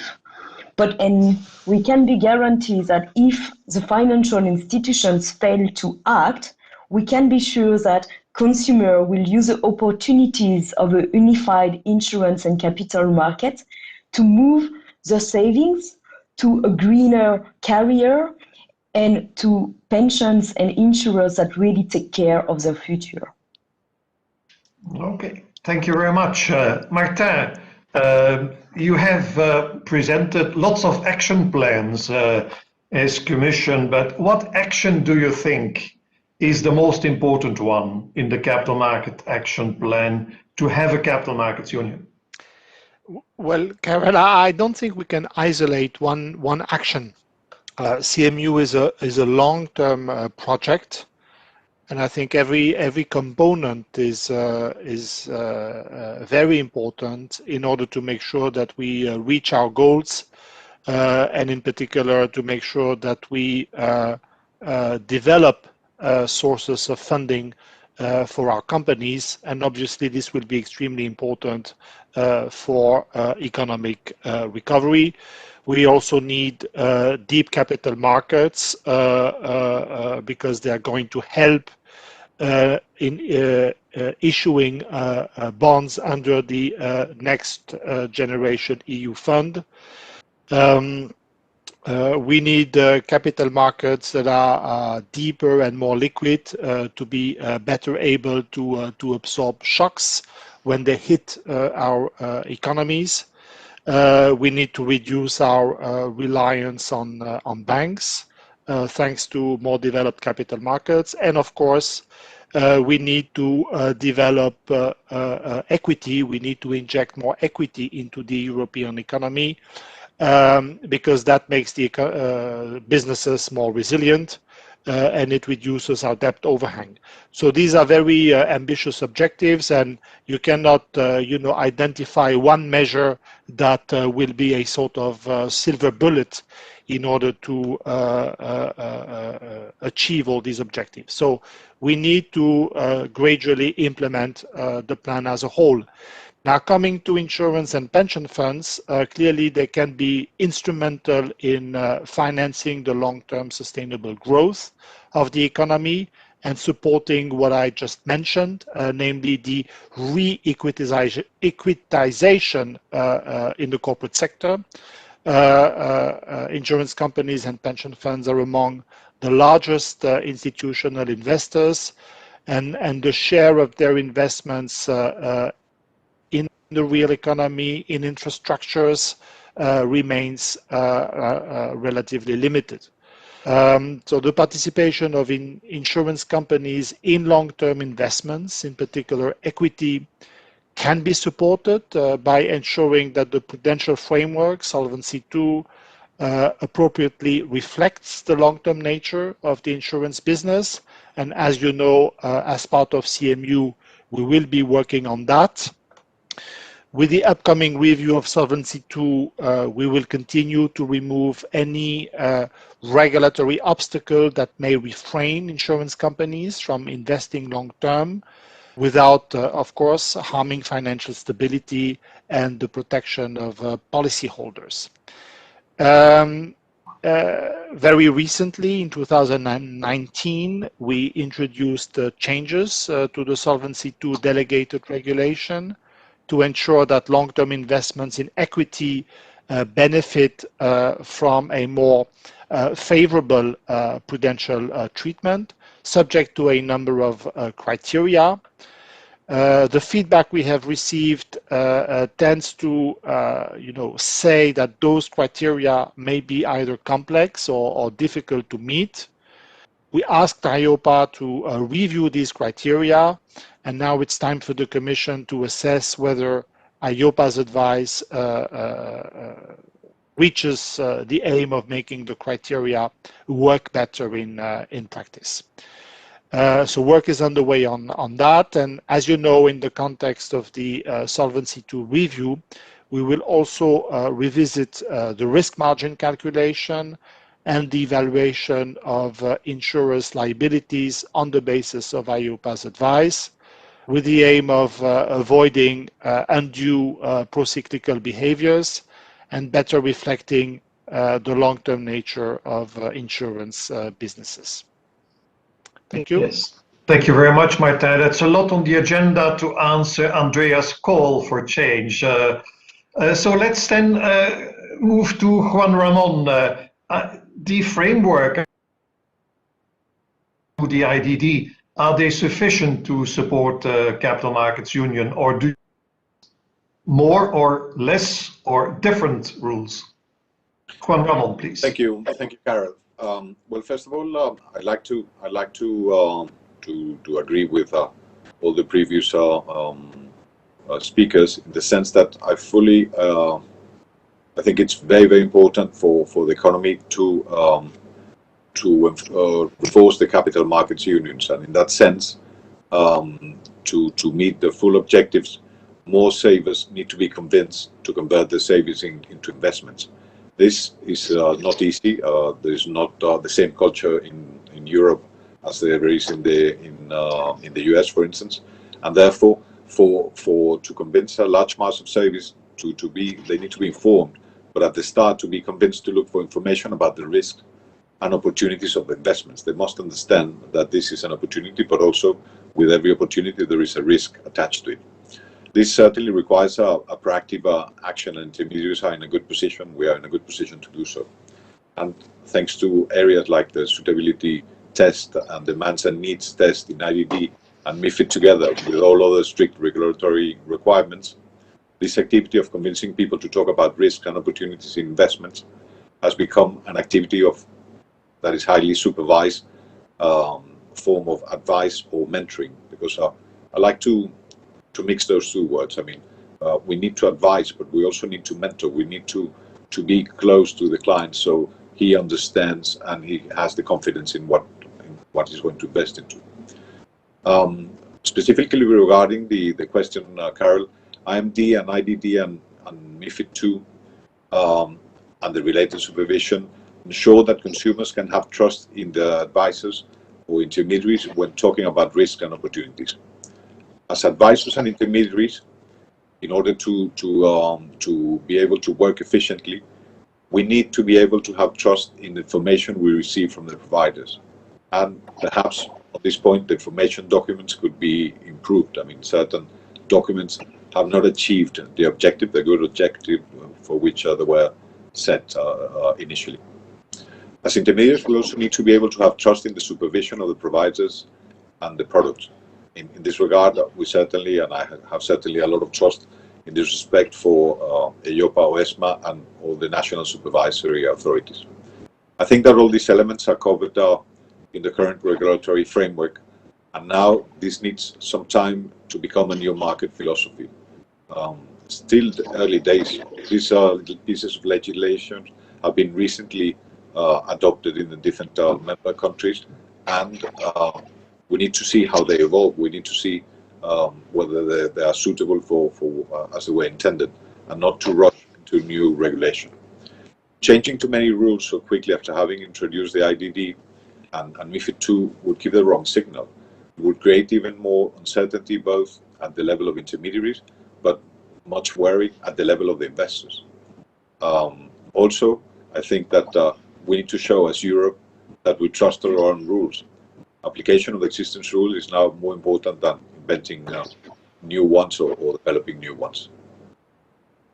Okay, thank you very much, Juan Ramon.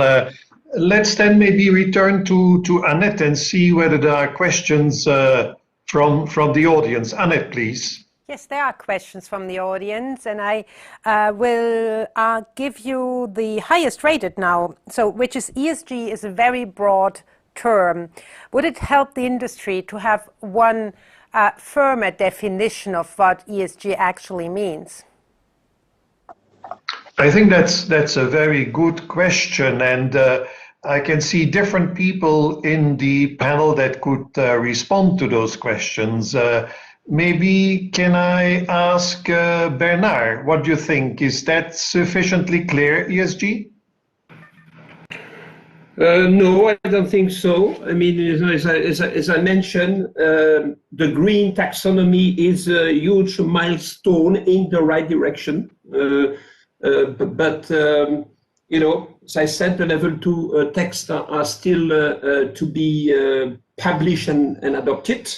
And we're talking there about the green taxonomy. So if we talk about ESG, there is also in particular the S. And moving in the direction of the social risk is obviously also very important if you think about the impact of the pandemic. But this, I can guess that this is going to be even more challenging, you know, in measuring that. When you see the type of data issue that we are currently facing when defining the green taxonomy. So I would say let's work on this all together.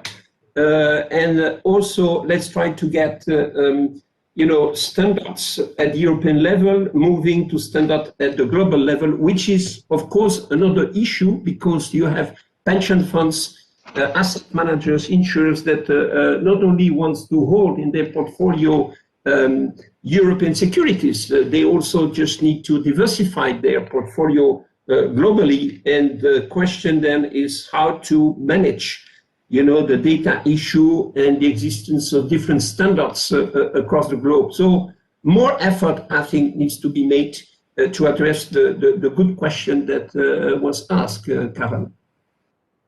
So I have another question, Carol. Will a focus on green investment put even more pressure on yields of pension funds going forward?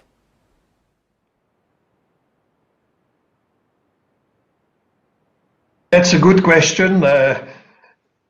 Who should answer that, Bernard? Well, I mean, I would say, again, that there is this, I believe, misunderstanding that there is a trade-off between sustainability and return. And more it is recognized that, you know, there is no trade-off, especially if you look long-term. When we talk about sustainability risk, I mean, we can think that this is something that just is for others, for the long term. But we see with the pandemic that, you know, when the risks are coming, you know, and materialize, they have a huge impact on the value of companies. And I think, as Commissioner McGuinness said, I mean, you know, the pandemic is not just the last big crisis that the world will face. So we have to take into account this risk, and if we take them into account, I think that there is just no trade-off. There is just a lot of evidence, scientific evidence that goes into that direction. So I believe it's a question of explaining and understanding this and convincing people that they should have confidence in sustainable investment. Yes, and I think it's also a question of availability of assets, as was pointed out by Andreas. That's also playing a role. Annette, are there other questions? There's one more. Yes, we could do one more. In order to push forward independent green ratings agencies, are they inevitable, actually, and who could provide them? Yeah, I think we have the taxonomy, of course, that Europe is developing and will set. And maybe a question then there to Martin. Is that taxonomy deals with environmental issues, but not with S and G? Yes, Carol. Well, one thing at a time. I think we need to get the E right, and you know there are discussions about the taxonomy, whether or not it allows companies and industries to transition from the present situation to a greener situation. Whether or not the taxonomy is perhaps somewhat binary. So we have to make sure with the delegated act that we get the E right, that we put something in place that really works, that is really a game changer. And then we will certainly move to the S and G. But first things first, and I think there would be a large degree of agreement to say that the focus should first be on the environment. Thank you very much. Maybe to the members of the panel, before we conclude, one last very short question, just a minute. If you can give a message to EIOPA at its 10th anniversary going forward, what would you want EIOPA to take back for the future? And can I start with you, Andreas? Thank you, Karel. I would say happy birthday, EIOPA, happy anniversary, and we would highly appreciate if you would work more in a direction which supports our role. Our role is an industry which takes risk away from society rather than that you challenge us. I mean, please challenge us, but not all the time. Good message. Thank you. Bernard. Yeah, I'd like to say that EIOPA should make every possible effort to ensure that the PEP become a success story. I mean, the PEP has a key role to play as a quality label for personal pensions product across Europe, to the greater benefit of European citizens. No doubt about that. And achieving this goal will bring EIOPA closer to European citizens. Very well. Marta. No, it would be difficult. We are important clients of EIOPA's work, as you know. We work extremely well with EIOPA on all topics, so it is difficult for me to pinpoint one area which is more important than other. We just look forward to continuing the excellent cooperation with EIOPA on core insurance prudential issues. But as the discussion illustrates today, EIOPA has in fact a wider remit, which is the remit of the insurance sector, which is extremely relevant for the economy at large. So we will need a strong EIOPA that is able to cover the very large ground that it needs to cover. Okay, thank you, Lucy. What do you think? Happy birthday first. I think definitely your mandate is to protect the citizens and the consumers. So I think you should definitely take a more proactive stand in the fight against climate change and have a more broader understanding of your mandate and maybe be a little bit more prescriptive regarding how the insurers and pension can both act to align their activities with the net zero target and at the same time secure products that are transparent and green in order also to prevent false marketing from private financial institutions. And we spoke about the ESG, and I think that's clearly an issue that needs to be more regulated. Thank you very much. Last but not least, Juan Ramon. Thank you, Carol. Well, certainly congratulations to EIOPA, not only because of its 10th anniversary, but also because I think EIOPA has come a long way from where it originally started, and it's becoming a very strong, or has become a very strong institution. From an intermediary's perspective, we agree to an extent sometimes, as Andreas was saying, we don't like to be challenged a lot of times, but we appreciate that the EIOPA is more and more engaging in constructive dialogue with us. So that means sometimes they challenge us, sometimes they hear what we have to say. But I think what's important is to keep in mind that supervision is perhaps the crucial part. Not so much, we are wary of too much legislation, because sometimes new regulations, new legislation. What's happening is to create confusion and making things more difficult. So we believe in supervising properly. EIOPA has a key role in doing so, and we would like to continue engaging with them in conversations so they understand what's the problems, what are the problems of our sectors, and how they can be improved. So thank you very much.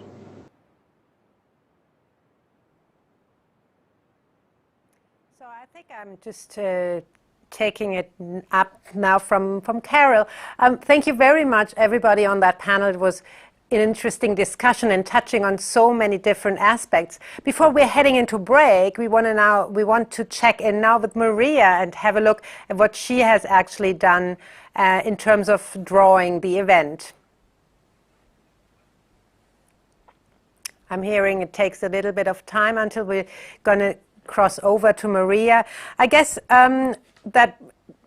now I'm hearing she's here. So we can go to Maria and have a look at the cartoons she has been drawing while we've been discussing all these very important aspects about regulation going forward. So, wow, I think it will give us we need a bit of time until we can actually have a full grip on that picture. It looks great. So at the center of the whole thing it's us. It's we need to be resilient in light of that crisis which we're currently facing, but at the same time we also will get challenged by all these changes in our society. Europe fit for a digital age, the Capital Markets Union, which is going to get progressed, and of course the European Green Deal will shape insurance, pensions, but also our society as a whole. I think that picture perfectly actually sums it up for all of us. If you want to have a proper look with more time on that, you can do that as of tomorrow, because the cartoons will be present on EIOPA's homepage. For now, we're heading into a very short break, as we did a bit of time overrun. We have some 4 minutes now to grab a coffee or whatever you would like. See you soon.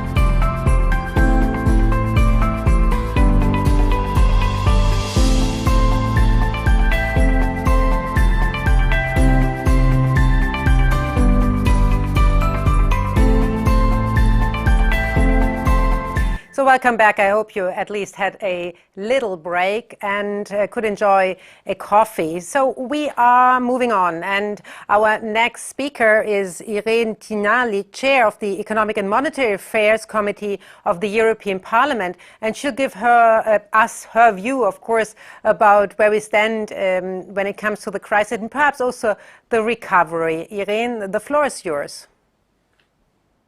Thank you. Thank you very much. Can you hear me? Yes. Okay, thank you. So first of all, I would like to thank EIOPA and happy birthday, and in particular, Gabriel and Fausto for this invitation. 10 years is, are an important milestone. And over these 10 years, EIOPA contributed not only to the convergence and the development of the insurance and occupational pension sectors, but also to shape benchmarks in consumer protection all over the financial markets, and also contribute to the Capital Markets Union, thanks to your work in the different fora that you participate in.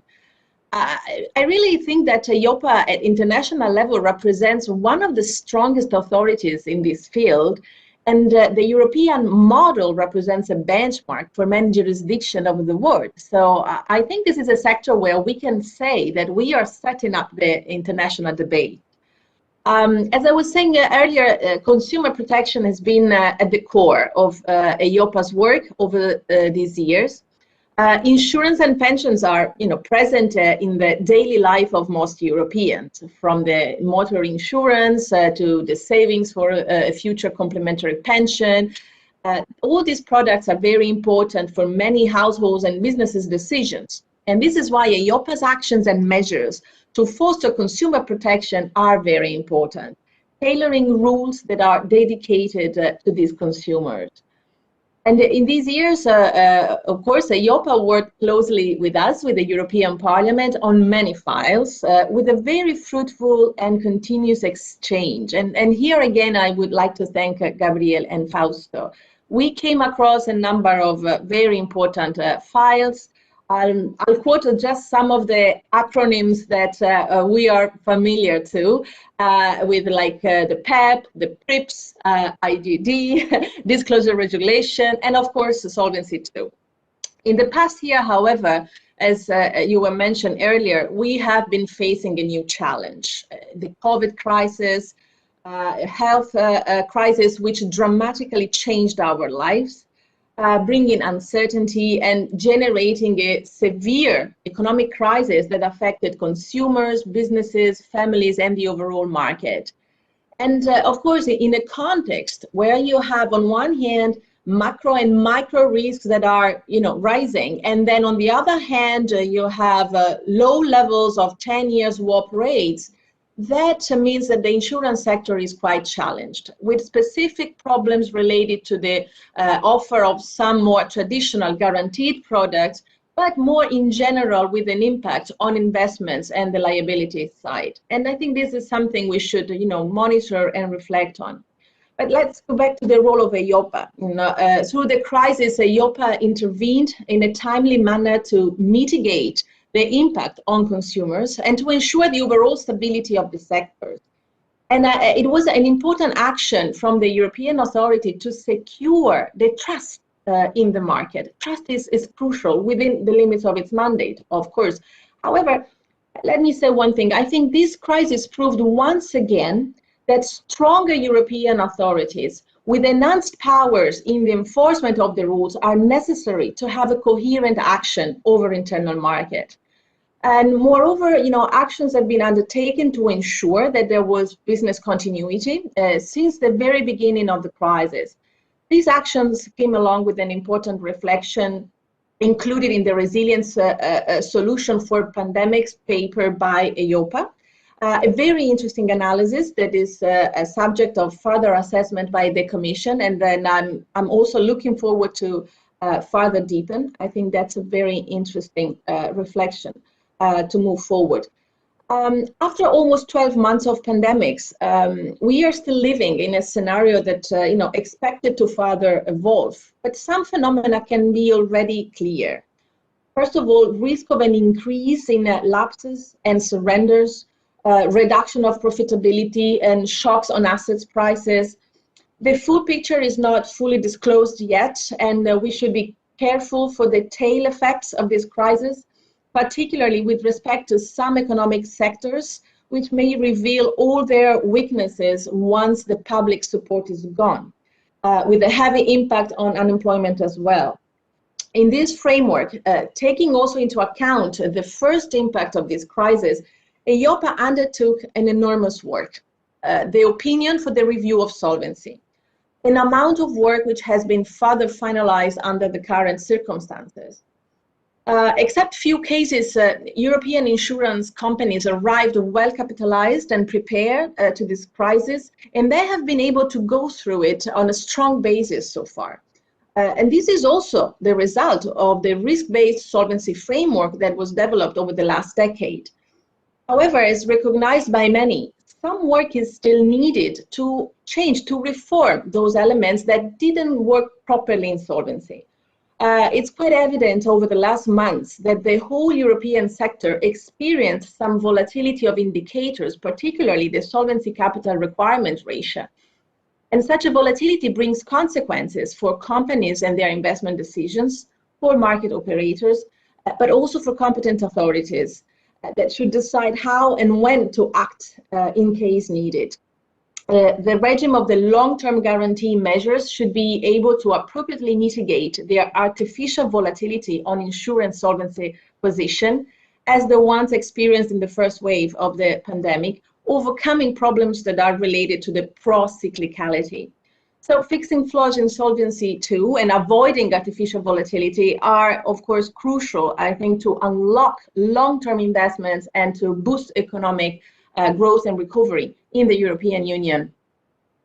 Solvency II, as part also of the Capital Market Union, should also contribute to the relaunch of the growth in Europe. As Europe's key institutional investors, insurers have the financial strength to provide widespread benefits for the economy, acting in a counter-cyclical manner and investing with a sustainable long-term perspective. So we need to create the right balance between incentives and prudential requirements. Those investments which are expected to be less vulnerable to short-term fluctuations in market values may be subject to a more favorable, but of course still prudent treatment in order to improve the risk sensitivity of the framework, facilitating long-term guarantees and long-term productive investments. I'm thinking, for example, about the PEP, the Pan-European Pension Product, which was conceived exactly on these premises to ensure channeling savings towards long-term investments while delivering at the same time safe and sustainable pensions to European citizens. This is the first truly European product in this field with harmonized rules and high level of consumer protection. And I think we should really work to ensure that we create a favorable environment for the success of this product. As talking about long-term investments, insurance companies, of course, play a crucial role also in channeling capital flows towards a more sustainable economy. We have been undertaking many actions to establish a clear and detailed EU taxonomy and to foster transparency and long-termism. We all know that a transition will be effective only if the private sector will also participate in this common effort. And I think we should try to leverage the synergies with public investments, also based on the common effort that led to the shaping of Next Generation EU, so we can allow Europe to really meet its climate objectives. And talking about synergies and coordination at the EU level, let me say one additional thing, and then the Solvency II framework is one-in-a-kind example of harmonization of financial rules in Europe and has done a lot for consumer protection by strengthening the insurance sector and making it more resilient. However, it is worth noting that the protection of European consumers is still fragmented along national legislations and home host dynamics. And I think that cooperation and exchange among authorities should be further deepened. I really believe that we should bring consumer protection, above all on cross-border basis, at the core of our approach towards European supervision and oversight. And this dimension becomes even more important as the digitalization of the economy is facilitating cross-border sales and driving down costs, laying also a basis for new venues for competition. And as also suggested by EIOPA, the supervisory system should be able to upgrade accordingly in the different areas of supervision, including consumer protection, financial stability, anti-money laundering, and data protection. So indeed, the European Commission adopted some proposals to foster the digital resilience of our financial market, and the Econ Committee is now working on this legislative work, which we hope to push forward in a fast and effective way.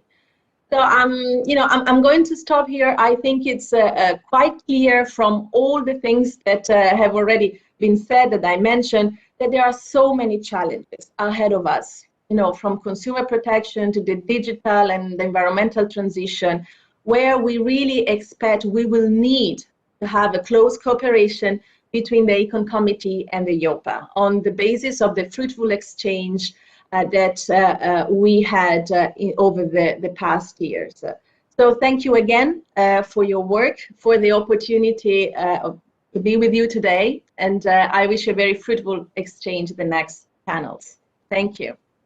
Thanks a lot, Irene. And we are indeed now focusing on all the challenges which are ahead of us, and you have been setting the scene very nicely for us. The next panel will be on closing protection gaps. Protection gaps are not only here in the savings sphere, but they are also coming from natural catastrophes, cybersecurity, and the current crisis has also revealed that many businesses have been not protected for such a situation.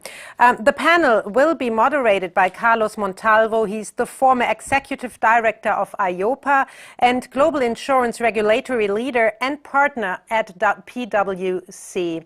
Hi, Carlos. So on his panel will be Monique Goyon, Director General, the European Consumer Organization, BEUC. Good, well, it's no longer morning, but hello. So we are having Mario Greco, Chair at the Pan-European Insurance Forum and Group Chief Executive Officer, Zurich Insurance. Hello, sir. Then we have Michaela Koller, Chair, Insurance and Reinsurance Stakeholder Group and Director General at Insurance Europe. Hello. Hey. Vicky Saporta, Chair, Executive Committee, International Association of Insurance Supervisors. Hi. And last but not least, Stephanie Yon-Courtin, member of the European Parliament. Hi, Stephanie. Okay, here you are. Hello. So with that, I'm handing it over to Carlos, who is going to start the panel discussion. Thank you very much, Annette. I'm not going to say any longer good morning to everybody, but probably good afternoon, even if for Spaniards we have lunch at 3 p.m. and there's still a long way to go. Allow me to start by thanking, first of all, EIOPA for the invitation. You know this is extremely special for me. Thanks a lot.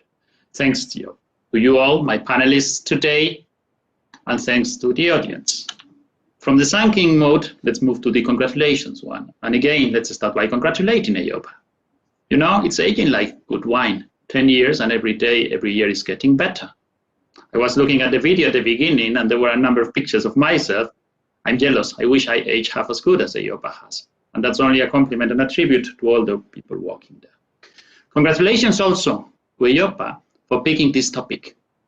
Someone like myself has spent 20 years working in things like Solvency II.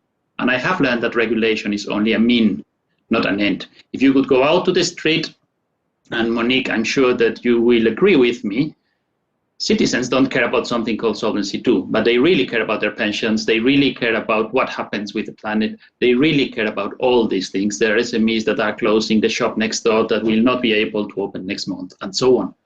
And let me end the congratulating part of this introduction by individualizing it in Gabriel. It's been 10 years. It's been 10 years of dedication. It's been 10 years of very good work. And it's more than 10 years, more than 20 already of friendship. I think very few people know, as well as I do, how you are feeling these days. Once all this situation is over, I think that the one word that will define what you should take and what you have done is one of pride. You have done a hell of a job. Thank you for that as well. Let's now get into substance, because Annette was, I would say, prudent enough, maybe too much time working and dealing with supervisors brings that to give me a warning that probably this is a too ambitious agenda that we have today. So let's get into substance as soon as possible. And let me set the scene by sending a few messages that I think should guide us all in the discussion that we have ahead on protection gap, and which is a challenging one. The first one is that this is not a new issue. I was executive director at the EIOPA, and I was already reading with interest a great paper by Geneva Association around this issue, 2014. I recall that very well. I don't recall, however, when was the first time I had the word immediate action that we need to take to address this issue. What I recall very well is the last time. It was in Davos a couple of weeks ago. What I'm sure is that we will keep hearing it, and I don't think that's good news. The second message is that I mentioned this is not a new issue, but it's not just one issue. There are many different protection gaps. We talk health, we talk NatCat, we talk cyber, we talk business interruption. And there is not such a thing as a silver bullet and one size that not necessarily fit all. The third one is that I think we see more and new protection gap areas emerging. Pandemic business interruption is an excellent example of that, than the ones that we are sorting out and closing. That's not necessarily good news again. A little bit of optimism. Old topic, but we have new tools. We will be up to the task and make the best use out of those. I'm sure that this is also something that we will bring on the equation. What makes the problem and the challenge around protection gap extremely challenging and difficult is that we don't know where the right level of protection stands. None of us does. We do know two things, however, that no protection is unacceptable and that full protection is inefficient. So let's try to find the right level between the one and the other. We are getting close to the end of this introductory part. And one message of caution: doing nothing is not an option, because problems, as we can see, for example, with the pension gap, only get bigger. So we need to take action. Immediate was the word that I was using and that we have been hearing, and we will keep hearing for the next 10, 20 years. And then that puts us into how we want to approach such a complex and challenging issue. Well, we have the privilege today to have a panel in which we have a combination of consumers and society, regulators, our political masters, and our industry. So allow me today to follow an approach in which precisely we are not going to be zooming into the different areas of protection gap, if only because tomorrow, day after tomorrow, we will find a new one, but we will try to see those from a horizontal approach in which we will look at the social reality about that, the political one, the regulatory one, the industry one, and one I don't want to forget, the risk management. And what best way to do that than to start with what I would define as a warming up question, which, by the way, will also help us to remind ourselves around the mute and all these things and all these challenges about virtual conferences. So allow me to kick off with a warming up question. First, to our consumer representative, because citizens should always go first, then to Stephanie, then to Vicky, then to Michael, and then to Mario. Society these days is very much focused on headlines. So please share with us a headline on why should protection gap matter to society, to politicians, to regulators, to industry, to risk managers. May I start with you, Monique? Yes, good morning. Thank you very much. And thank you for inviting me. Happy anniversary, EIOPA. Can I say you have been an amazing game changer when it comes to consumer protection in insurance and pensions. So well done.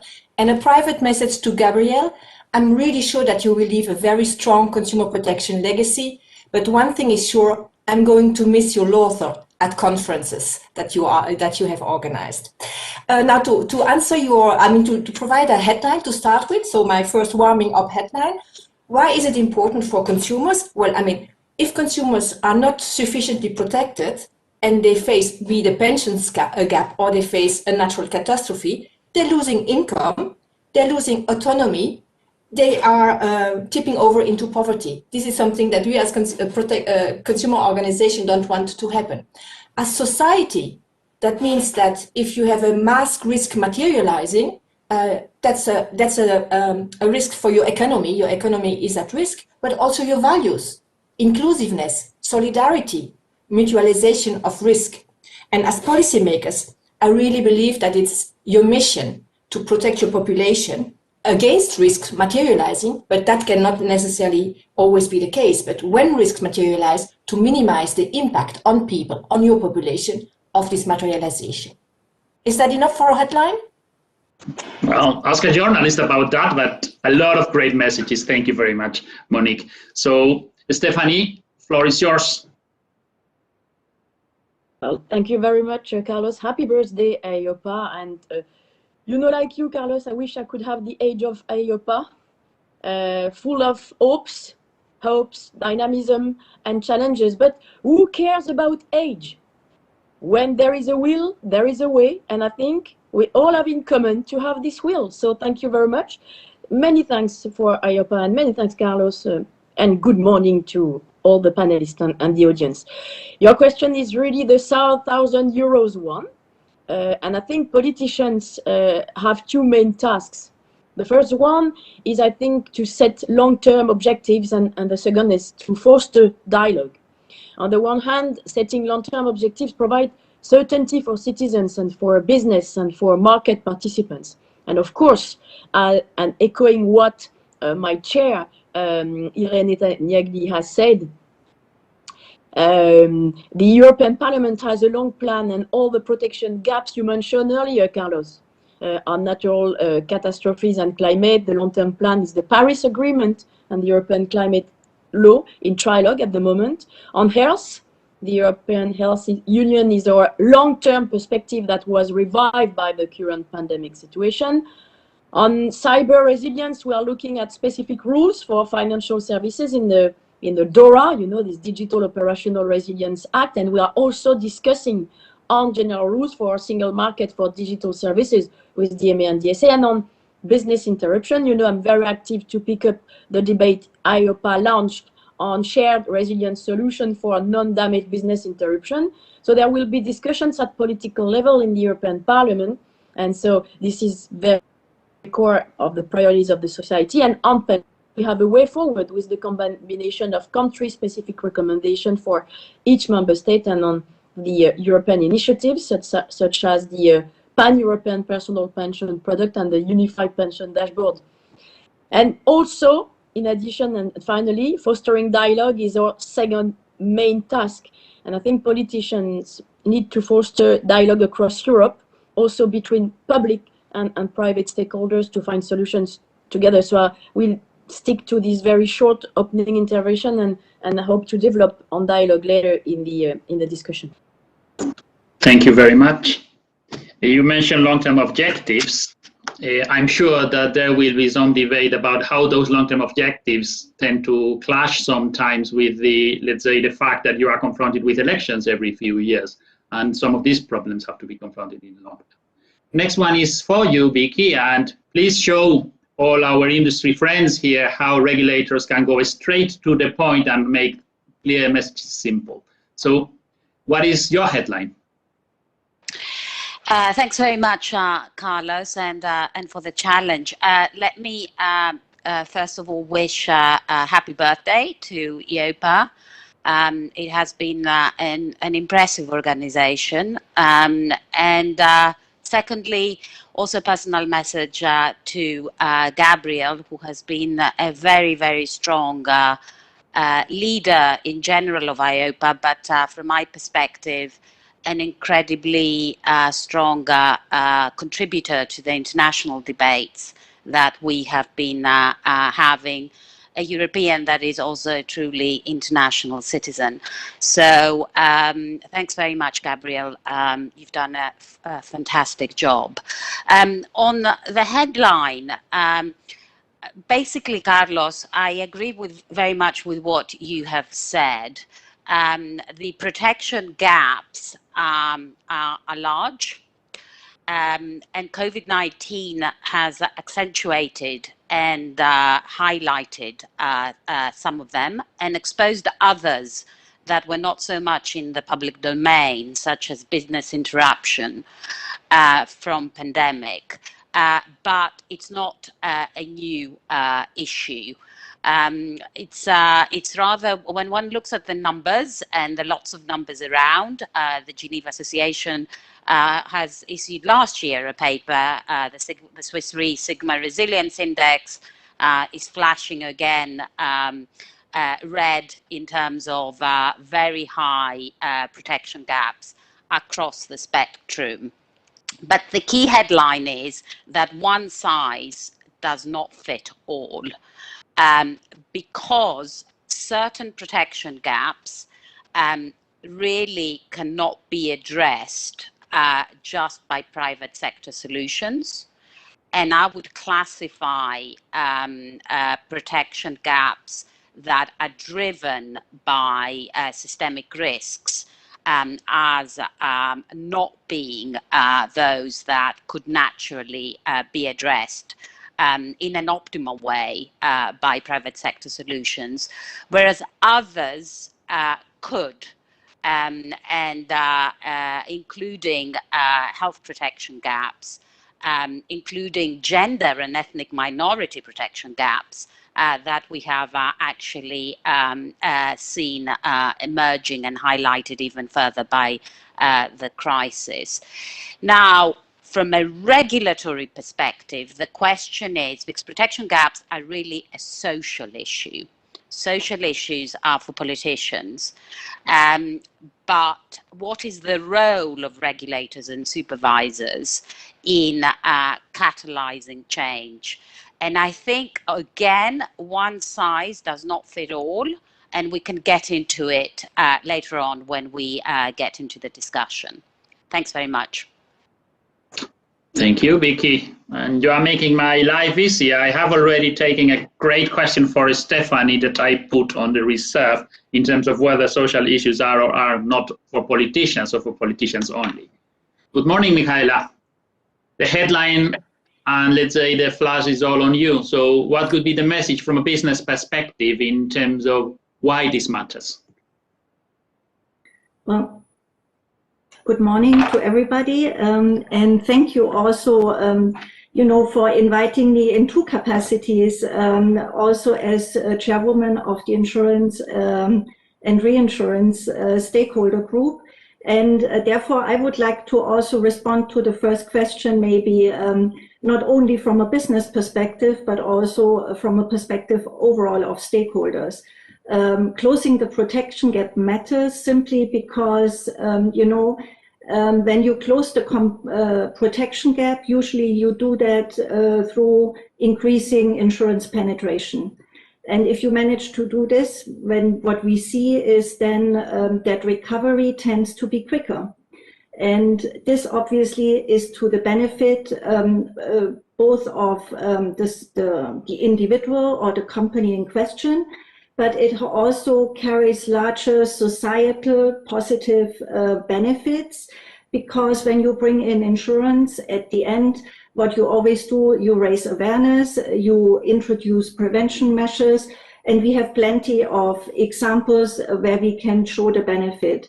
So a very short response to your question, Carlos, and can I just also close by thanking Gabriel for always interesting, not always conflict-free, but always interesting and productive exchange over the years. I have certainly enjoyed it and look forward also to work with EIOPA in the future. Thank you, Michaela. By the way, if we could try to address protection gaps on a conflict-free type of mode, we would never succeed. So probably this is also a recipe of success. That puts us into Mario, last but not least. So can you share with us also this headline in terms of why this should matter, also from a risk perspective, risk management perspective? Thank you, Mario, and good morning. Thank you. Good morning, Carlos. Good morning, everyone. Happy birthday to EIOPA, and many, many thanks to Gabriel for many years of discussions, brainstorming, confrontation. It was a pleasure, and I'm sure that we'll continue talking about the future of this sector. My headline is that closing the protection gap will make this society fairer and more inclusive. The protection gap hits by far much more the poor or the people who have less. And this is part of the injustice of this society. Now, one thing I'd like to add to what has been said before, the protection gap always existed, and there is a stock accumulated over the years. But in the recent months or in the recent years, this has widened, has become much more relevant. The natural catastrophe issue is something that lots of people are not aware of. And, the impact, for example, of flooding on a lot of regions of the world where, the less rich people live is just frightening. The second thing I just want to quickly mention is we're heading into a future where less people will work. We know that already today in Europe, roughly 50% of people do not have a regular employment contract. How will these people accumulate a pension over their life?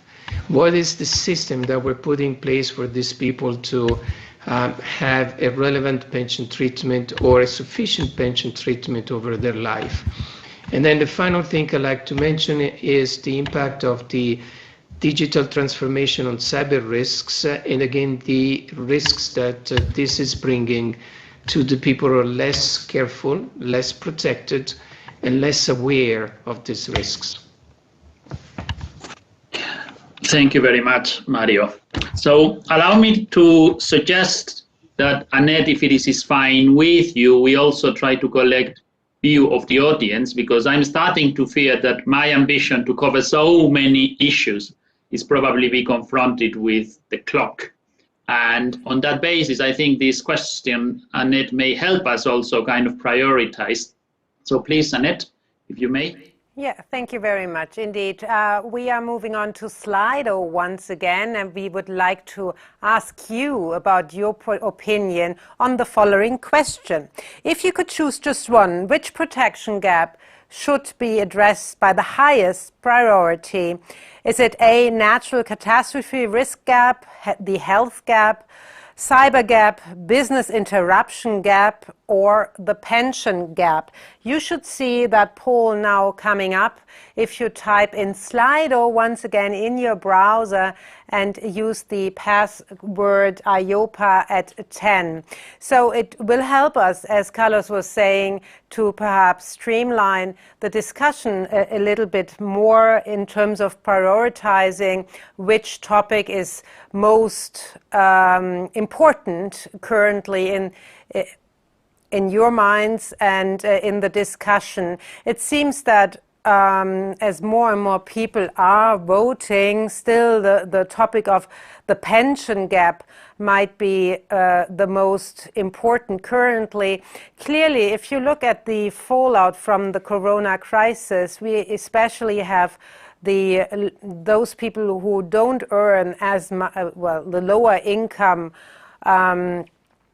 sector being worse affected by the corona crisis. That is true not only for the United States, but also for other jurisdictions where the social welfare system is not prepping up the system that much. And of course, the corona crisis could also well be said to be responsible for a growing of the pension gap going forward, given the tension it has on social security networks and especially on families and on people who don't earn as much as others. Because interestingly, if you look at statistics, the corona crisis has not done a lot to the wealth of households which earn more than $100,000 a year, but has done a lot of harm to those who earn less than $40,000 a year. So I think we call it an end. That poll, the pension gap, is the most important topic, at least when it comes to our audience. Carlos, with that, back to you. Thank you very much. And let me send two messages to the audience. First, I'm surprised. Second, I'm positively impressed. I can only agree And because this is a EIOPA conference, I'm not going to do dirty tricks, but I'm going to tell you that this is something that we had agreed as a panel that we wanted to have kind of a dedicated part of the discussion because of the importance that we all had identified. If it was not a EIOPA conference, I would say, well, I make sure that we will zoom into it just to kind of adapt to the request of our audience. For this, I have a request to all the panelists. We have many topics, we have many themes that we want to address. We really need to go agile, quick, and to the point so that we have sufficient time to address pension gap. And if I may, and this is something I owe to too many people, particularly the gender pension gap, which is also something I would love to be bringing moving forward. So with this, let's kick off with what I think should be the right starting point, which is the social dimension of the protection gap. Two words of the opening headlines and messages still resemble, and I want to reflect upon. I used the word values, I used the word fairness, that both Mario and Monique were bringing in, and a third reality, which is at the end it is citizens and consumers who lose. So I think it's only fair to start there. And when we talk about protection gap, normally a gap is something that is seen between how much risk do I retain and how much risk should I return in my best interest. And what is factually true is that citizens or individuals are probably buying less protection than they need. So my first very straightforward question to you, Monique, is why is this the case? Why individuals buy less protection than they need? Thank you. Thank you. I will certainly answer that question, but it is very important and I think Mario also said the protection gap has been widening. But what is very important is that, in fact, we have an overall situation where consumers are, in fact, misinsured. They spend too much money on insurance that they don't need, that are useless. I speak about my mobile phone insurance, or some of my home appliance insurance, when my home appliance gets a defect after 2 years of legal guarantee. And also some of the insurance that is being taken has very low value, so there is no return on the investment. What I want to say here is that if part of that money that is spent in useless insurance would be spent on the pensions, for example, that would already quite close the pension gap. So maybe there is a little bit of, let's say, there is a mismatch between the insurance offer and the big variety of insurance that is not necessarily delivering value for money, and the fact that people need to spend their money on the priorities, which is the pension gap. Now, why is there a pension gap? Why don't people invest into their pensions? Well, I would like to say 4 things there. First of all, there is a shift of culture there. Still, there are many people who think that the state takes care or that their employers takes care. Now there is a need for people to care themselves for their pension. And this, either you are not aware or you just procrastinate. And I'm very well placed for that. I'm too old to procrastinate, but I have 3 children in their 30s. They should take out a pension scheme, but they don't do it because they're in the middle of their babies and they're in the middle of building a house or buying a house. So those people are the target audience and they are not being touched by the need. A second is the fact that even for those who would like to invest into their pension, there is a huge complexity in the market. And it's very difficult. You should not have a PhD in quantum mathematics to be able to choose the right pension product for you. So there is too much complexity and people really struggle. And when people struggle, well, then they hesitate and then they don't make the investment. Third, as you said, there is the gender gap. That needs certainly to be addressed, and women live longer but have lower pensions for reasons linked to the career, salary gaps, and to the fact also that they make the career breaks more often than the men. And then we have the COVID impact. That will be another reason for not buying the pension that you would need to buy, because people will have less savings and they will, because of the economic crisis, and they will need there will be a gap there that needs to be filled. What I also would like to stress is that COVID has shed the light on another issue, which is the problem of some of the insurances that is not adequate, like the travel insurance that has not necessarily delivered when people needed it under COVID. There are solutions, of course, and just maybe very quickly, we believe that PEP, the Pan-European Pension Product, is a very good initiative because it provides a simple, cost-effective, standardized, transparent pension product. So the complexity gap that I mentioned can be addressed by that. We also believe that there are very good recommendations in the pipeline, for example, delivered by the high-level group on the Capital Markets Union, like the pension tracking systems, because that raises awareness and makes people aware that there might be really a need to act, and automatic enrollment schemes that can address procrastination. This is my to-do list. Well, massive one, if I may say so. But I would like to bring at least two of the points that you were mentioning and share them with the panel, and then probably add a third one, because a little bit of spice and provocation keeps our audience tuned, which we know they probably have a telecommand and they want to move into another conference right now. By the way, competition is by no means up to our level. The first one is, you mentioned products with low value. That's for you, Vicky. When you hear that from consumers organizations as a regulator, what do you think? And link to that, if I may, because I think we need to try to find a balance in terms of how also we address these issues. Is there also an expectation gap among consumers or citizens in terms of what they get as an insurance and what they think they have got? So please, Vicky. Yes, thanks, Carlos. There is,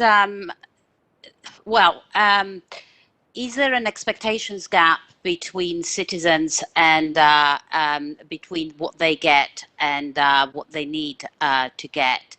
It depends on the particular products, but yes, and that is that is a role for conduct regulators. There have been cases, and they have varied in different countries and different markets, where there have been expectation gaps, and consumers have not necessarily been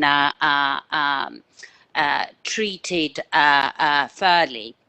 A lot of it comes because of unnecessary complexity in the products. Monica has mentioned it. Some of it comes through uncertainty in the way that the contracts have been written. So even if a more savvy consumer could actually go through and understand the complexity, there would still be uncertainty remaining, and that was highlighted, of course, during the pandemic with business interruption insurance in many jurisdictions, including in the UK. Some of it comes because of behavioral economics, really, because it's because of the way that the consumers behave in terms of prioritizing the demand for insurance products. And I think sort of Monique highlighted it very nicely with when she was referring to her children and what they might be prioritizing now relative to what they should be prioritizing. And I think this is common behavior. And I think auto-enrollment schemes, as she said, could be one way of mitigating these kind of behavioral biases that all of us as humans, because we are highly imperfect, perfect in our perfect imperfections, are actually need. And as you know, in the UK, the auto-enrollment scheme for pensions in particular has been very, very successful. 10 million more people had workplace pensions attributed to them within a 7-year period. So let me stop here. Thanks. Thank you, Vicky. We will need to rush if we want to cover all the areas, but there is just one word that I want to bring, and that has already been put on the table by Irene before in the keynote speak. And this one is for you, Michaela, with your second hat or your first hat today, which is the chairwoman of the insurance stakeholder group. The word is trust.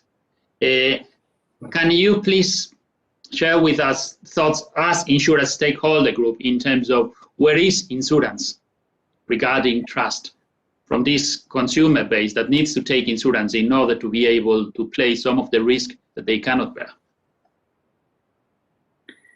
Well, you know, now you put me, of course, in a very difficult position because we have had very limited time to assess in the stakeholder groups the effects that we have now all experienced. But I think the latest discussion that we had certainly also related to COVID.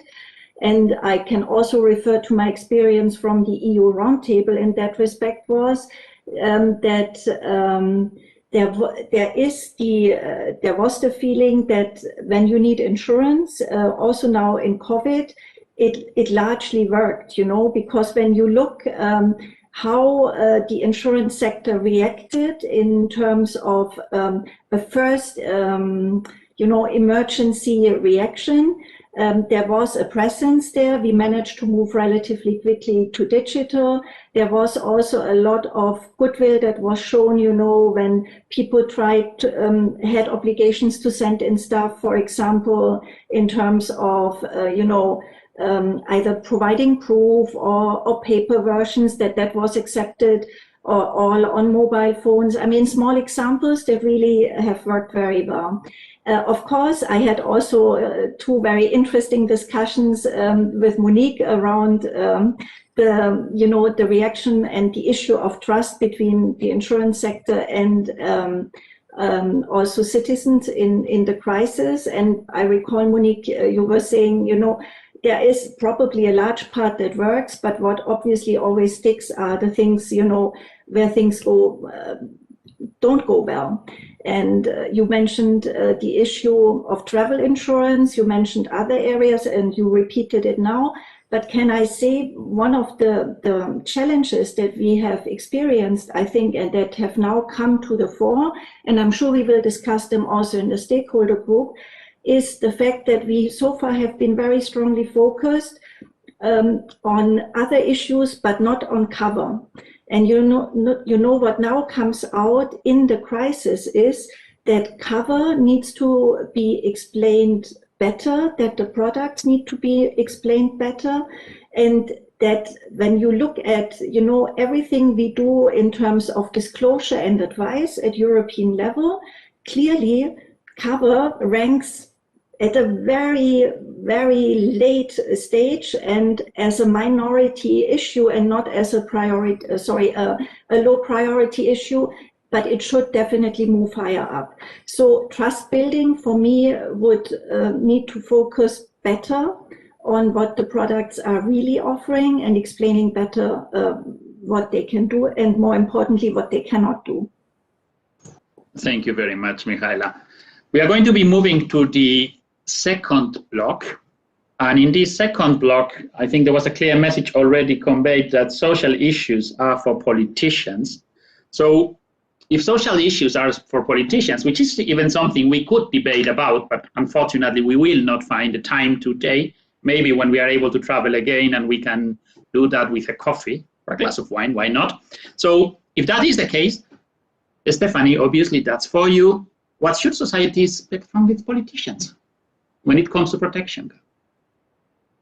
Or will we be confronted with an expectation gap as well? Yeah, sure. Well, many thanks, Carlos, for these great questions on social protection gap, actually, especially and also before on pension gap. To go back to your question, also, why do consumers buy less protection? I think this is clearly rooted in national and even regional approaches. And I think there was one very interesting point from Vicky that said that there is no one-size-fits-all approach at European level. However, I think we can have a common analysis of the challenge and pensions, on gender, on racial issues, for example, but we can also agree a common toolbox to tackle these challenges with a combination of public and private solution. And actually,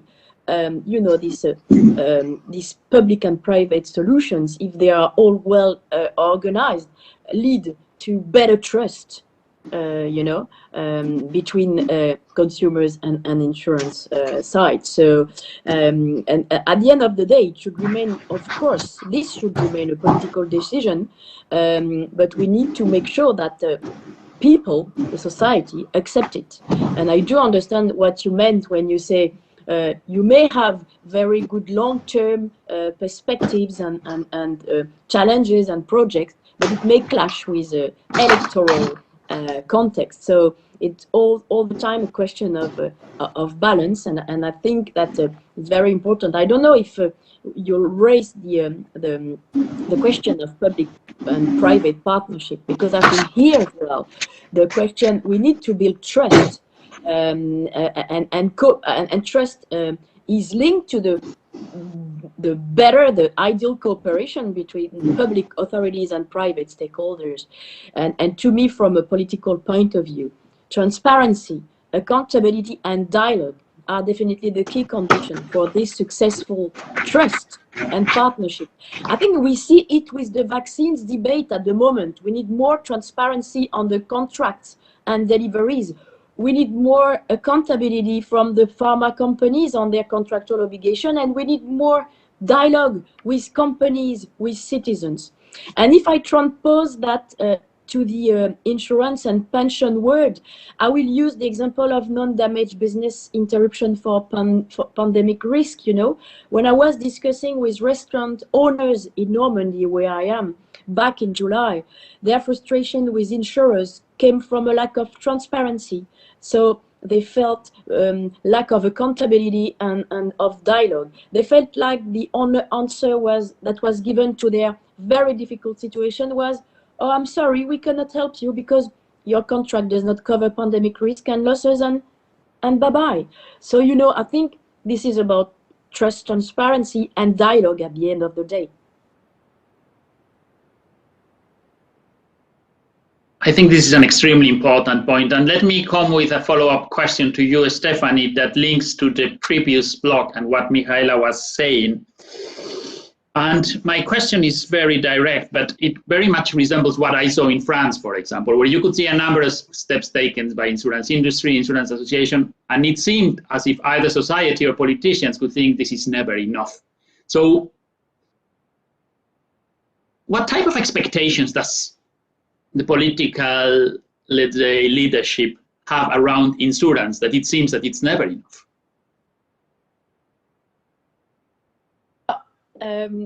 I know a lot of progress has been made since July, but I think we should, and this is more than a political, expectation. I think it comes from a citizen and consumer expectation, because before all, I'm a citizen, and I'm, and I'm a consumer of contracts. So I think we should continue to rebuild trust to the benefit of insurance policy holders and to the benefit of the whole insurance ecosystem, because this is a part of the DNA. Trust, as Michaela as well has said, transparency, it's needed more than ever. I think we need more information on pandemic risk and related macroeconomic risk, so that the industry can build new offers to answer these challenges together with public authorities. I'm not saying that public authorities and political people have no role to play. Of course they have, all together. Policyholders need clear information on what is covered, what is not, the cost of their contract in long term. I spoke about accountability because I think this is linked to transparency, and dialogue, because this is the silver bullet, let's say. Regular discussions need to happen between policyholders and insurers, also in good time. Otherwise, the conversation only happens in bad times, and this might deteriorate the thing when public orders are in need, and this creates an unequal relation and frustration. In short, transparency, accountability, and dialogue. I think we have, political people have to reflect in coherence the expectation of the society, without exaggerating the messages to just, to create popularity for themselves. I think at the end of the day, we should be just the the voice of these people and work together and sit. Politicians should sit on the table with all the stakeholders. And I know the situation is difficult, so I don't want to put the blame on insurance people, insurance company. That's not, the idea is just say, let's have a clear dialogue together. Let's be transparent on the solutions you have, even if they are not perfect. People will understand as soon as they have the answer and they know exactly what the situation is. Thank you very much. I think it's been quite straightforward. And allow me to do something which should be completely forbidden to a moderator, which is give my very personal view as a passionate person around insurance on this issue. I do think that we are, in terms of trust, much better than where people think we are in terms of delivering and responding. But we as insurance should be, let's say, requesting from ourselves more to go the next step moving forward. So it's not as bad as some people tend to think, but it should be in our interest as insurance community to give 1, 2, 3 steps to move into this direction. I'm not yet closing the kind of more political block, and there is one thing when it comes to basically buying protection and insurance and why people may or not be getting more that I wanted to bring on the table. And this one is going to be for you, Mario, not necessarily as chairman of PAVE, but perhaps as an Italian citizen. In 2016, we had an earthquake in Aquila, where there was a lot of economic losses, but also, most important, number of people died. The level of earthquake protection that had been, let's say, transferred to insurance company, it was only 3% of the damages. And then the government decided to step in. So, Mario, to you, as an Italian citizen, how you would convince today, after Aquila 16, another Italian citizen to buy earthquake protection? You shouldn't make me this question, because I lost all my hairs talking to Italian governments over the years on allowing people to protect themselves against natural catastrophes. That's something that the Italian government wants to keep for itself. I brought over the years so many proposals to them. In the last one, I also showed that the cost will be minimal.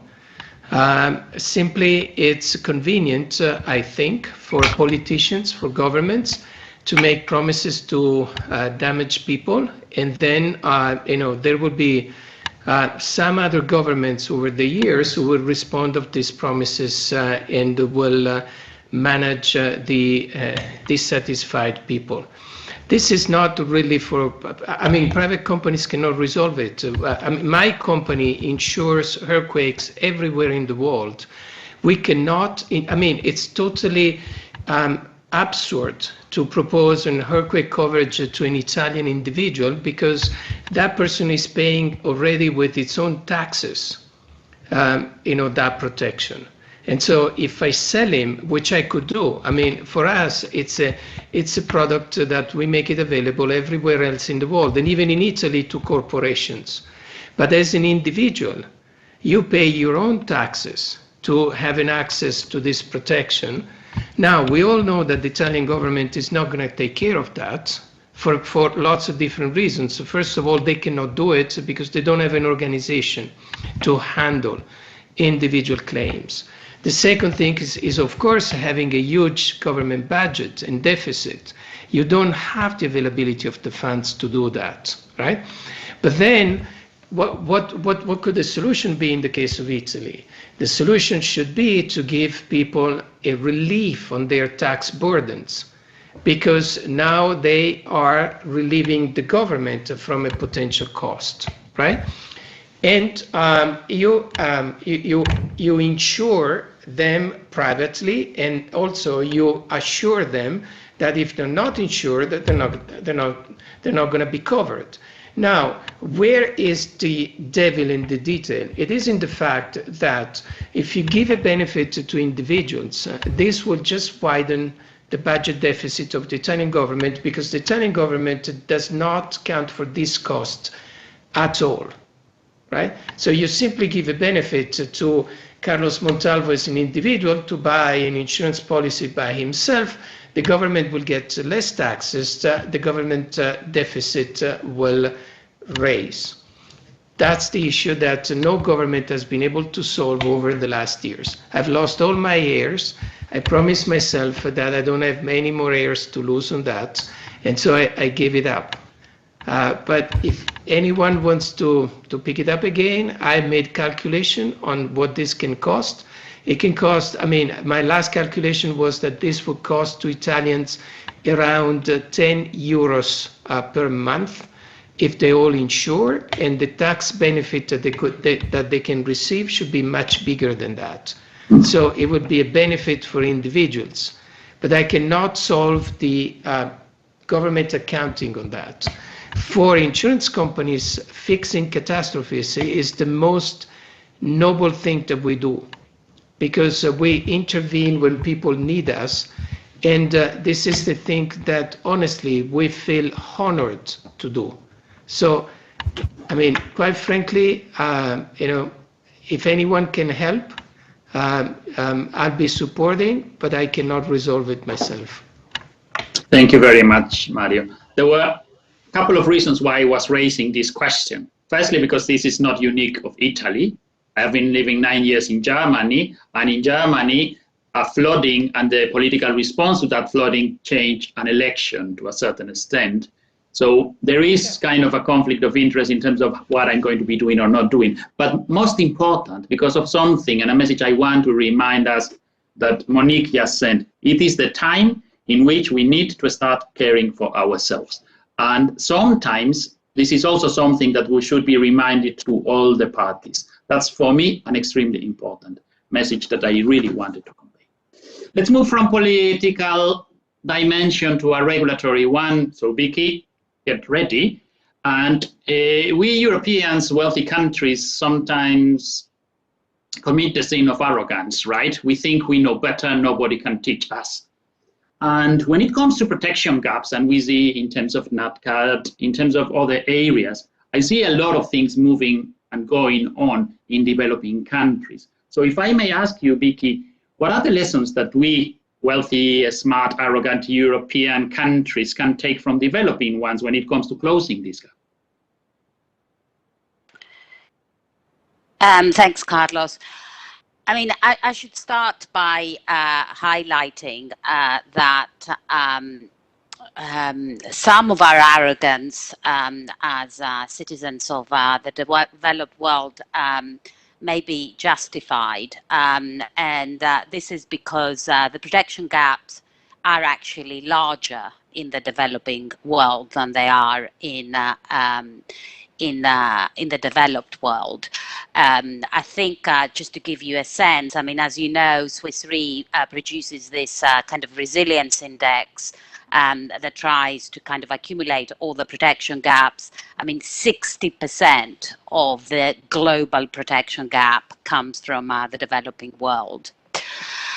So it's not that it's not an issue there. Moreover, it is accentuated by the fact that financial inclusion issues are more pronounced in the developing world than in the developed world, and within that, for perhaps not entirely dissimilar reasons, but more than in the developed world, gender gaps are incredibly pronounced as well. So that's kind of the scene setting. That said, precisely because there is so much of a social need to close these gaps, we have seen innovative solutions emerging in certain cases. And as I'll repeat, one size does not fit all. And those solutions, not always, but very often, tend to leverage technology and digitalization. And this is, again, going back to my behavioral economics theme. Humans tend to form habits, as we know. So if you used to buy your insurance in a particular way, phoning up your broker, etc., as a number of us might have been used to, you continue doing so. If you had never had a broker, you were excluded from the market, but now you have a mobile phone where you can download an app and buy the insurance, you are likely to actually do that. So we have seen innovative technologies using technology, including telematics for health insurance, developing in the developing world and in emerging markets before coming to the developed world. So there are other examples, for example, use of parametric insurance for farmers, whereby you use kind of satellite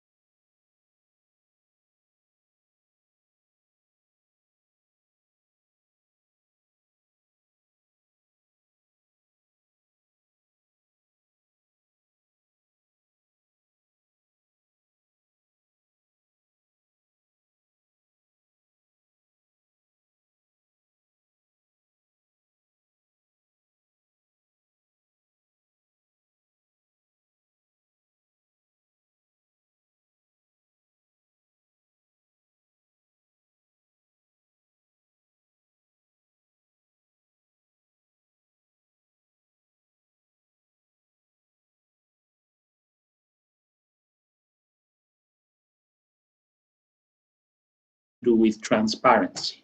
So if I may, and that's to you, Michaela, the 2 or 3 key attributes that would define clear regulation for you so that insurance sector would be in a position to take this risk, or because you are wearing again this stakeholder hat that includes consumer representatives, a consumer would feel comforted in terms of transferring that risk to a given solution or a given pool solution. What would be clear regulation for you here?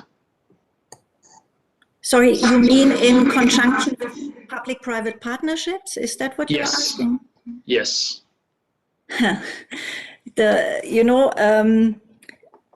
What would be clear regulation for us? I think we need to recognize what is doable from the different parts that should contribute to a public-private partnership. Take the pandemic.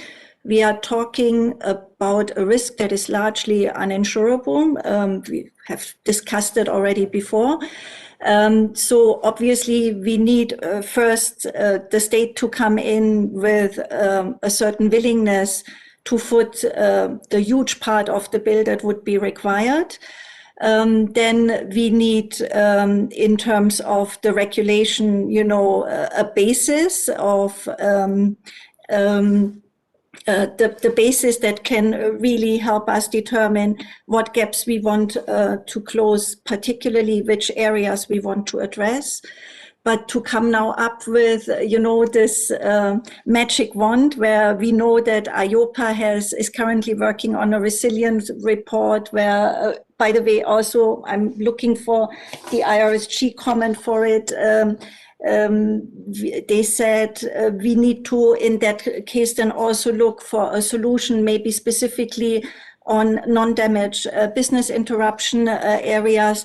That is still, I think, a matter of many detailed discussions.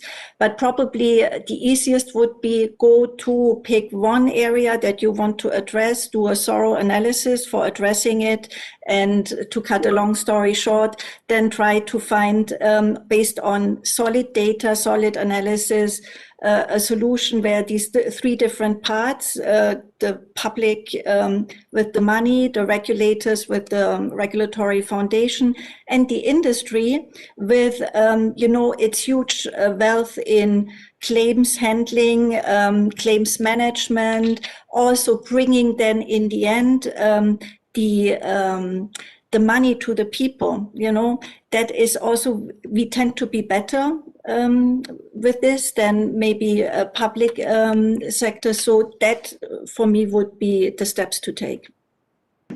Thank you. And don't go away, Michaela, because now we are going to be jumping into the fourth block, which is the business dimension around protection gap and how that has to be factored in. I mean, one of the things I've learned once I left nearly 20 years as a regulator is that if insurance is a business and it's about risk-taking, risk has to be rewarded.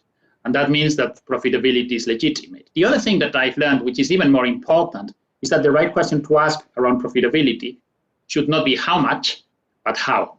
And this is also something that has to do with value proposition to customers that Monique and others were bringing forward. So my question to you, because we are talking about the need of the different parties to work together in this solution, Michaela, is it compatible, the social role of insurance, when it comes to protection gap, with still making a profit? Yeah, thank you very much. When you sent me this question, I was a bit puzzled, and I was struggling to really get your angle, but I think my solution is to return the question. Should companies who are addressing a social need all be non-profitable? And would you ask the same questions then to doctors, for example? I mean, for me, that is maybe an element we should look at. Now, when we look concretely at insurers, what is our business? The business is monitoring risk, is assessing risk, is offering protection products to individuals, to companies, and in the end, to take risk off their shoulders on their behalf. And in order to be able to do this, insurers have a value proposition. They have built up risk expertise, they have built up IT systems, capital, and they offer cover, so protection against a premium, to make the world in the end less risky. So for me, and that is probably also professional deformation, the question throughout my professional life was, to what extent does regulation and supervision support or hinder the insurance sector in closing the protection gap? We have discussed earlier the issue of pensions, and I think we have stated, okay, there's an ever-increasing need to complement state pensions by private savings. We also know that those who are in greatest need for supplementary pensions are less likely to save, and especially they are less likely to save because they don't know whether their savings are safe and guaranteed. And for low-income people, for people with a fragile work history, that is an important issue. Now, the insurance industry clearly has a long history of offering guaranteed products, pension products. And of course, we all realize that the current interest rate environment is a challenge, but still regulation also matters hugely. And I recall when Solvency II was introduced, the regulatory and supervisory treatment essentially made these products very expensive.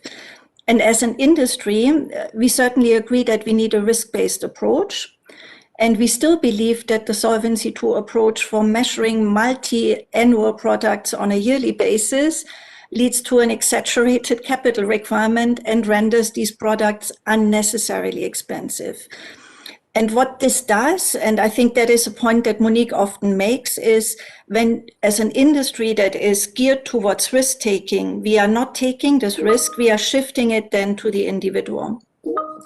And, you know, and is that fair when you see that you have an industry that has the expert, that has the experience, that has the actuarial knowledge, and you shift it to an individual who is certainly not as well equipped in handling these risks?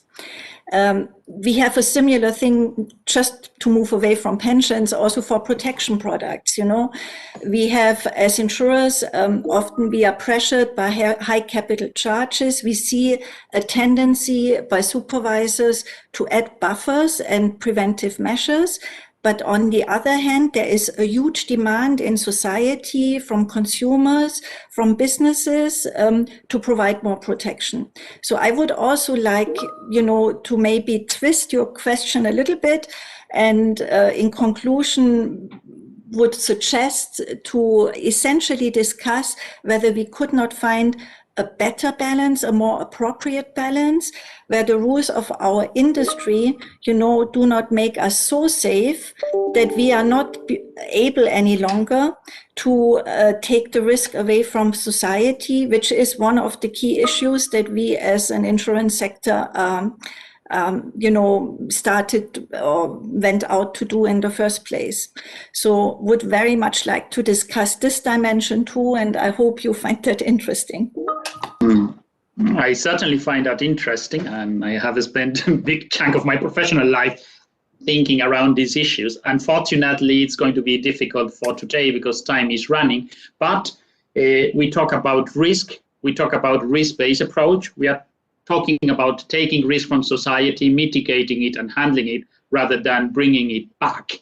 And that's an excellent bridge to the next block that I want to discuss today. And Mario, this one is going to be for you, and that has to do with the risk management role that insurance has to play in terms of closing protection.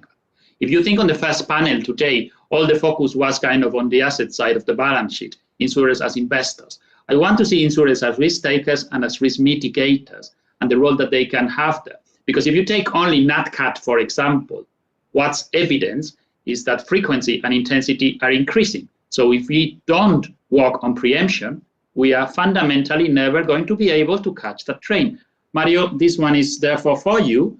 What is insurance doing today on those areas, Michaela, where they are taking that risk to reduce the risk? So you take 10 out of risk, you work with it, and at the end there is 5, 3, or 2 for society. Please, Mario.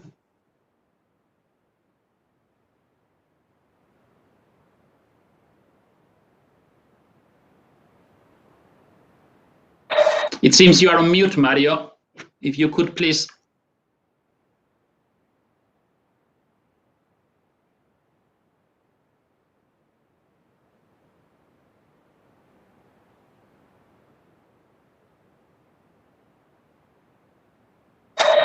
You are muted again, Mario. So if you can just press once the button. Okay. It wouldn't be a proper virtual panel without one of these muting things. I mean, it goes without saying, so no problem. Yeah.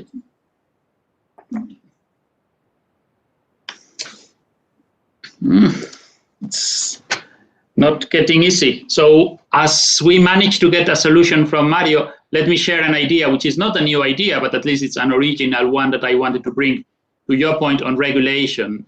We have focused on the role of insurance in terms of mitigating some of this risk on the asset side, as I was indicating. This one is probably for you, Vicky, until we get Mario back. How about an idea in which, in a risk-based system, and you are leading an initiative to bring risk-based regulation to the insurance world, we would also be rewarding as risk mitigation technique the money that insurance companies are investing on preemption. So we have reinsurance, we have ILS, we have different mechanisms as risk mitigation that are recognized from a capital viewpoint. What about recognizing, as I was saying, in the framework, prevention and building back better. What do you think about that? It's an interesting. Sorry, can you hear me? I had okay. It's an interesting thought. It's easier said than done. But conceptually, if you're actually going to be decreasing, conceptually, essentially, risk-based systems are all about capturing risk. Whatever the mechanism that exists that reduces the risk of the exposure, in principle and conceptually, should be recognized within a risk-based capital framework. Then the question comes into sort of data, modeling, and a way for the regulator to be able to make sure that the data and the models actually reflect the actual risk. But there is no question that if mitigation leads to lower risk, that should be recognized conceptually within the risk-based system. And indeed, I think this is a very sort of also important message for one area of a gap, which is the so-called kind of infrastructure gap, which is a very important societal gap to close, particularly if we're going to achieve as a society the Paris climate goals. So to the extent that certain mitigations actually mean that sustainable investments are actually less risky because of the mitigations, then the risk system should be adapted to reflect that. But the question is, as I said, how? And the devil is in the detail. Thanks. Thank you very much. Carlos. And it seems we have Mario back. So technology is working, which is great. Yeah. Sorry, I was muted by the system. I don't know how. Sorry for that. Well, maybe you had some provocative statements to share that were censored. I wonder by who. No, so please, Mario, go ahead. If you can share with us, let's say, the role of insurance in terms of taking 10 of risk and mitigating 5 or 6, and how that should be recognized, please. Yeah, I'd like to concentrate on climate change and catastrophes. There are things that we can do, and we, as an insurance company, we started doing these things years ago, which is preventing the impact of things like flooding, storms, typhoons, hurricanes. What we do for that is, we bring risk management to the customers, showing how to mitigate this in terms of location and protection. But also what we do is, when we see these things coming to the customers, we go before they landfall, and we discuss with them how to best protect their assets and their values and mitigate the things. Last year in the United States, for example, we have shipped away from Florida and Texas many hundred thousands of cars which were stored in some of our clients' locations to avoid that they will get flooded and will be damaged eventually. And then we ship them back wherever the customers wanted to have them. So this is something that we can do. The things, however, that I like to stress are the things which are more complicated, and where we will need also support by the governments and supports by the institution. If you take now the sustainability of the planet, a big part of that depends on supply chain management. We import a lot of pollution coming from Asia, coming from China, where controls are much lower than they are in Europe. Now, this is hard for us, even though we see this happening. And even if we see the European companies assembling pieces which come with high carbon from Asia, what are we supposed to do with that? And what is precisely the role that we can have? I mean, because it's relatively simple to say that we don't underwrite any more coal or sand oil. But it's much more complicated to say that we don't underwrite a European company which is assembling pieces of steel which come from China with a very huge carbon component into it. So there, I'd like also to hear from governments or from the European authorities what can be the role of insurance and how we can get clarity, transparency, and uniform behaviors. Otherwise, the risk is that we will almost become discriminatory in our actions, and that's not fair. I'd like to stop here, Carlos, because I'm aware that time is running, and you probably want to have questions also. Yeah. No, thank you, Mario. Time is indeed running. We have only 6 minutes before we give the floor to the audience. And I wanted to address PPPs on the one side and pensions on the other. So we cannot do magic. Apologies for my horrible time management. But on PPPs, Stephanie, very direct question to you. If there is not an alternative to industry, politicians, regulators working together, why don't we see it more often on a more coordinated way? So if you could have a couple of thoughts in 1 minute to share with us on this very important topic, that would be great.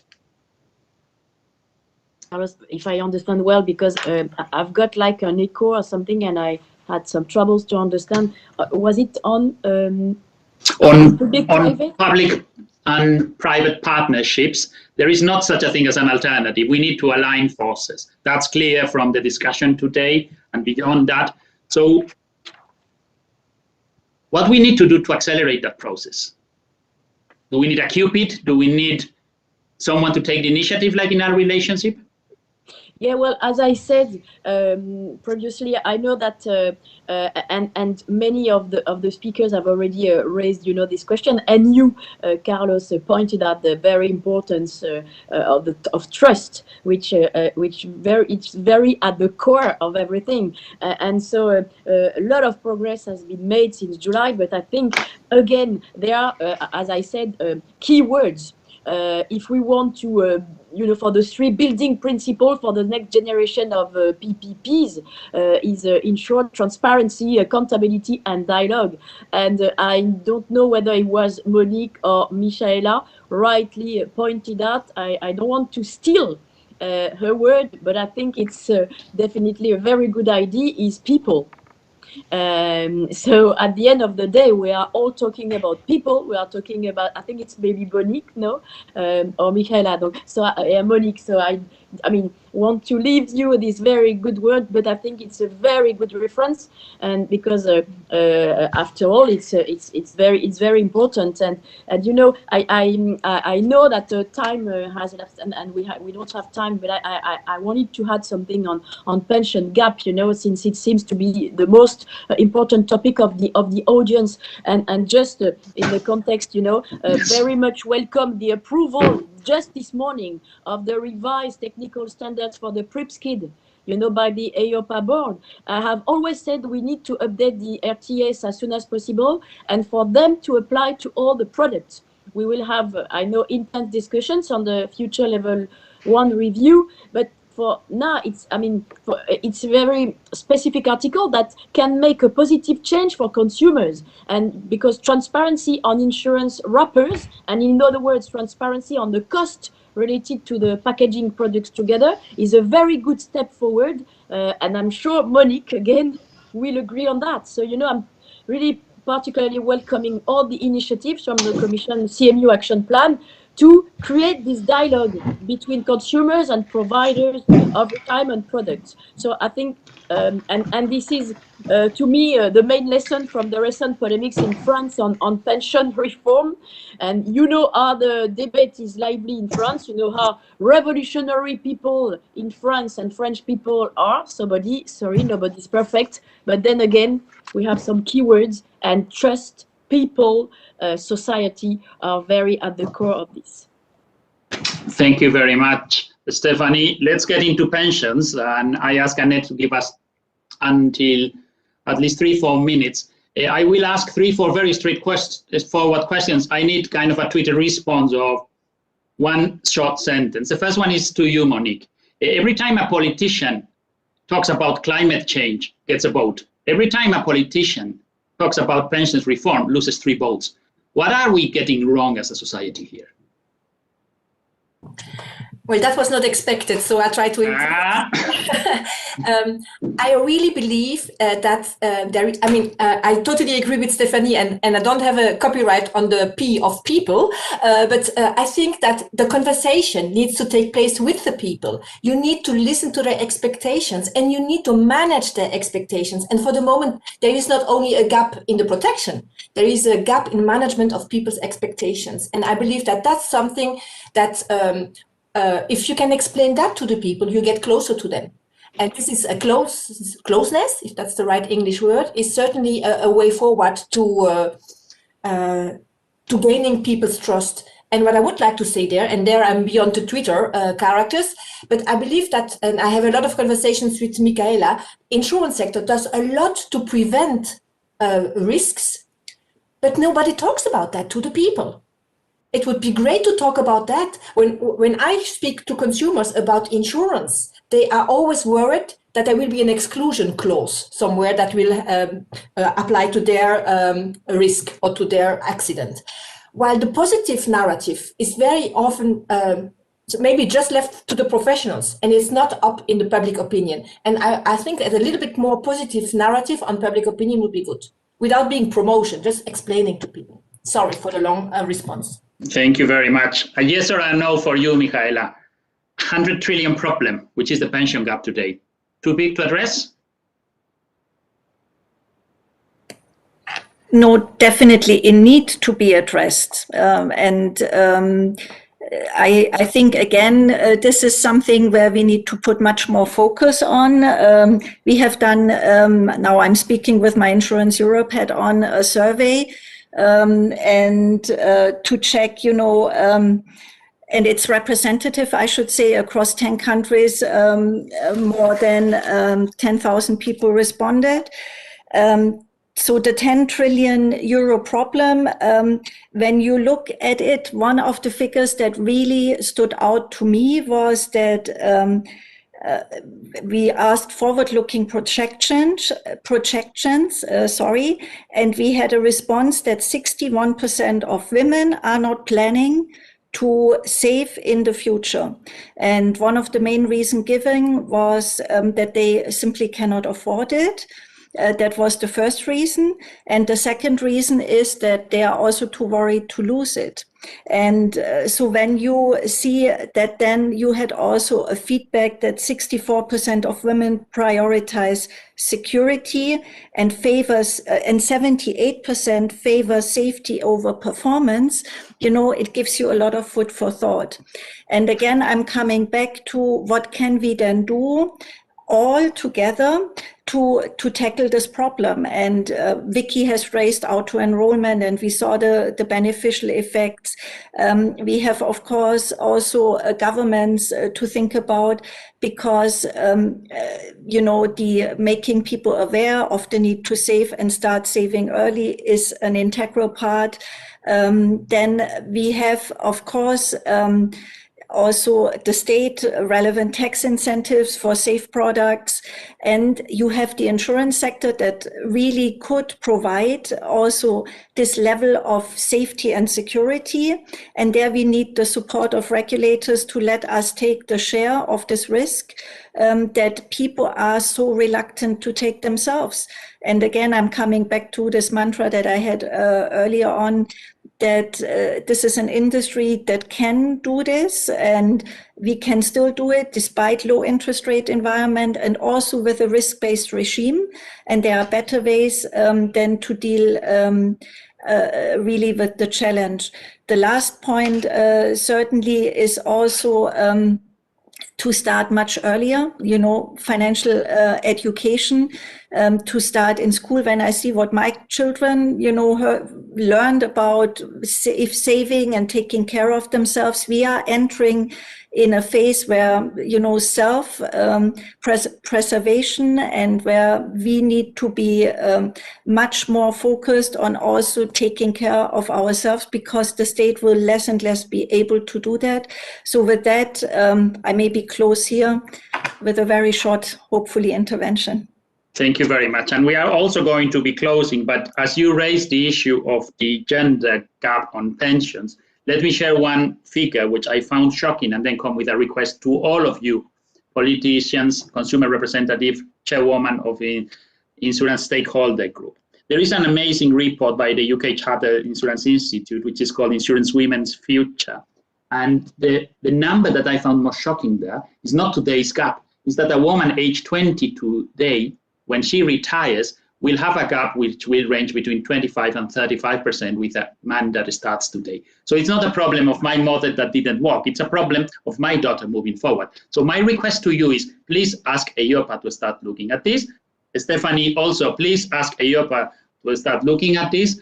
And with this, ladies and gentlemen, with my apologies again and my gratitude to the panel, I think, Annette, the floor is yours for a couple of questions, if we still may, and the moderator didn't take too much time. Thank you.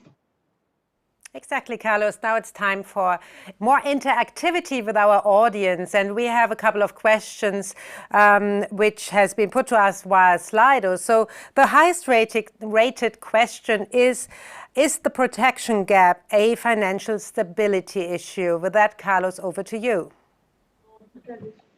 Thank you very much. I immediately throw that one to you, Vicky, for example, because you're a regulator and you're a little bit an arbitrator here. Is it a financial stability issue?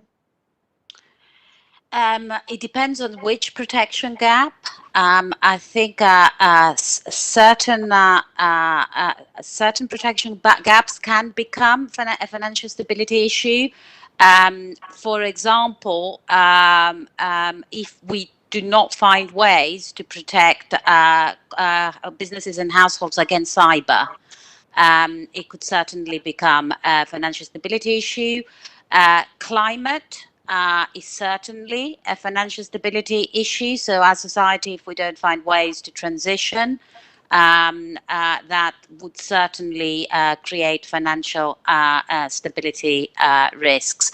Other gaps are less of a financial stability issue. Thanks.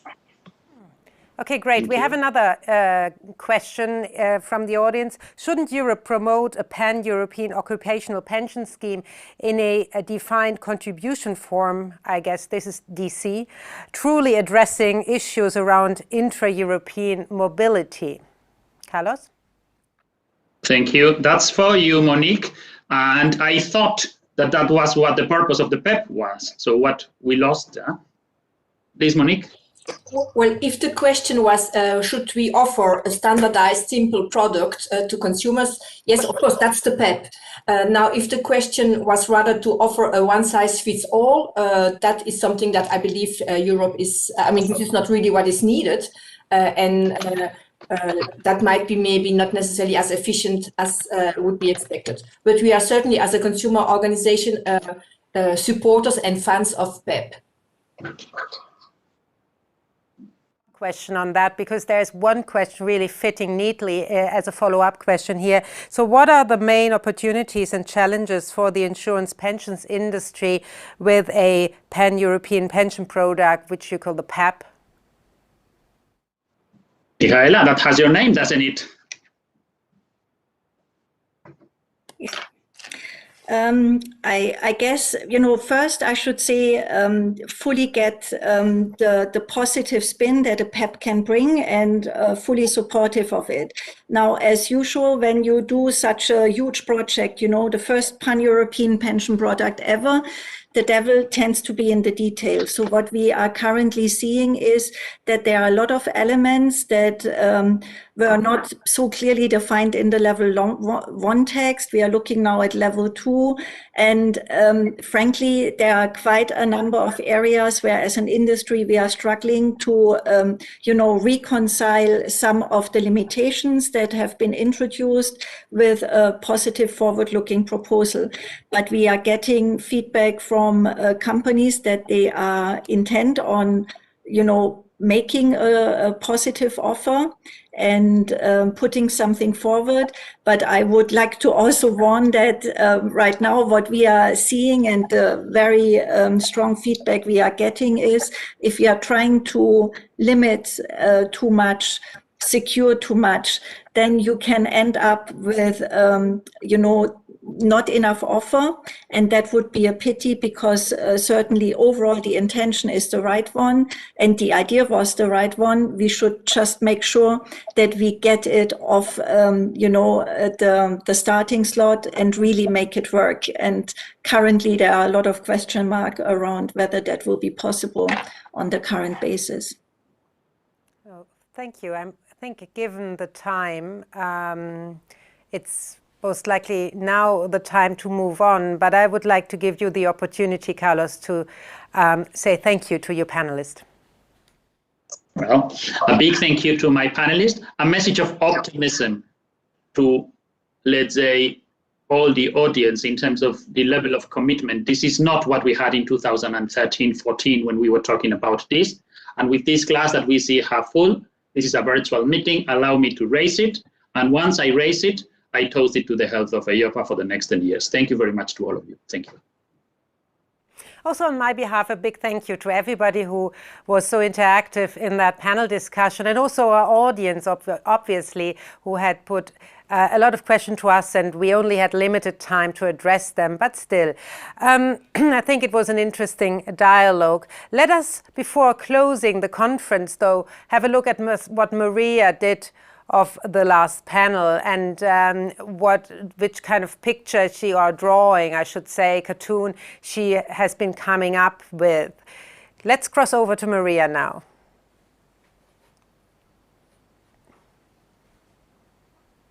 Here we are. So this is the picture which I also need a little bit of time to digest. The panel, Closing Protection Gaps, Meeting Society's Challenges with Insurance and Pension. A very lively picture, most likely needs a bit more time. The protection gap is more like a shield in front of the man in the center, but also endangered by what looks like a coronavirus cell. We have pensions there at the bottom, and many challenges and many issues which has to be taken into account when talking about the topic. So we have the regulatory dimension, the business dimension, risk management, political dimension, and obviously the social dimension. And as with the other cartoon, you can have a look at it more thoroughly on EIOPA's website. By tomorrow it will be live then on the website to take a bit more time to look at it and have a look at all the little bubbles and what has been written in it by Maria. So thank you very much. I think it's a very interesting picture. So before moving on, talking about the website, tomorrow, if you have registered for the event via EIOPA's website, you'll get a short survey to complete by email, and it would be lovely to hear back from you and to get your feedback about the event, which then also enables us to make things better the next time. Or if you liked it the way it was, we are also very happy to hear from you in that respect. And now we're moving on to Fausto Parente, the Executive Director, to close the conference for some closing remarks. Fausto, over to you. Thank you, Annette. Can you hear me? Yes, we can hear you perfectly. Thanks a lot. First of all, let me thank the Commissioner McGuinness and Madame Tinagli for their interesting keynote speeches, and all our panelists, and a special thank, of course, to the moderators, our friends Karel and Carlos. Well, we have heard a lot today, and I cannot summarize, of course, all the interesting input we received from the today discussion. One thing is quite clear, is that the top of our agenda is, at least in the immediate term, is certainly how to help, how to support the recovery. And some things comes to my mind when summarizing and hearing the discussion. The challenges are quite clearly for the society as a whole. All the challenges were mentioned this morning: climate change, protection gap, pension gap, digital transformation, cyber threats. But all of them are affecting specifically insurance and pension sector in a way that clearly makes our industry in the position to take a leading role in addressing those issues. They are risk, but they are also opportunity, because our sector can be on the side of the answer, on the side of the solution. And this is actually what we are trying to work on. I also heard this morning a lot, also in the last panel, terms, words like value for money, trust, necessity to create a shared solution, and maybe also clarification and help for people understanding the coverage, also manage expectation of people. And as Gabriel mentioned this morning, there is a need to really make a change in the consumer disclosure requirement at the moment. This is where we want to contribute.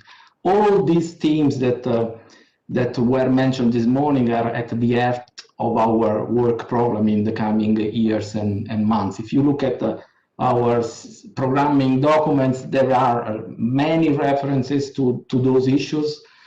We are going to publish some new approach to value for money in the unit-linked market in the coming months. We want to contribute to the new approach of the Commission to consumer disclosure. We are going to publish something also today.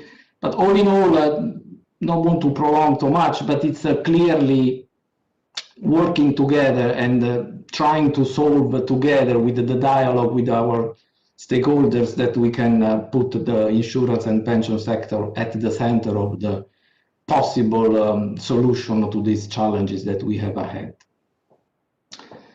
And let me also use this opportunity, because many of you have recalled that today we are marking the 10 years of EIOPA.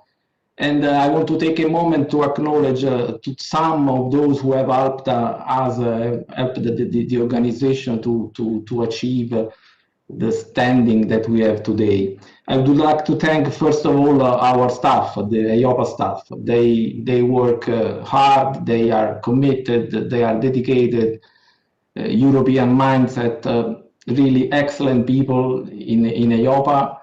Over the past year, especially, they went the extra mile so often, regardless of the pandemic, additional challenges and workload. I really want to thank all of them, each single member of my staff. And then, of course, the member of our board, because not only the members, actually, the head of the authority that compose our board of supervisors, but also their staff, because all the work we do is a result of the working structure we have in place, where each single member of the national authorities play a key role, gave their contribution. They really help a lot in the past to become a credible supervisory authority. And of course, I want to thank the Commission, the Parliament, the Council, and all of you that today have listened to this interesting conference. The dialogue with our stakeholder, the consumer association, the industry, is key for us, and it's really the core of our business. Just one maybe also consideration.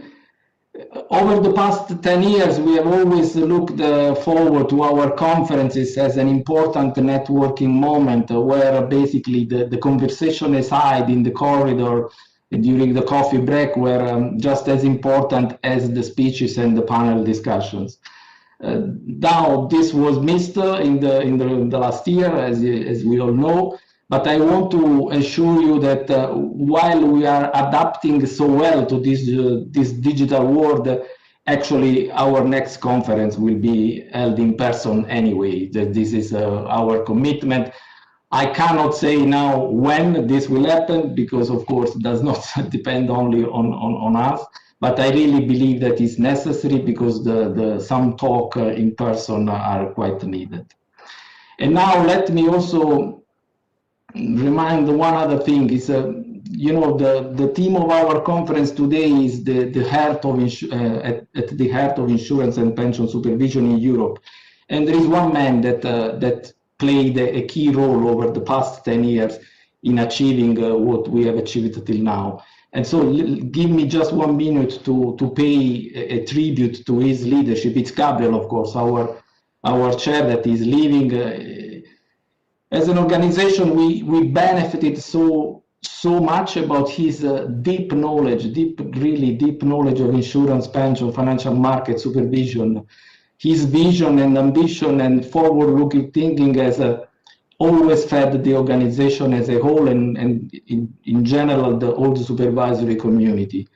The passion and generosity that he put in every single piece of work he did over the last 10 years are really incredible. He has demonstrated willingness to engage, readiness to understand the other point of view, and even when he disagree, of course, with some of the reasoning. Today we heard something.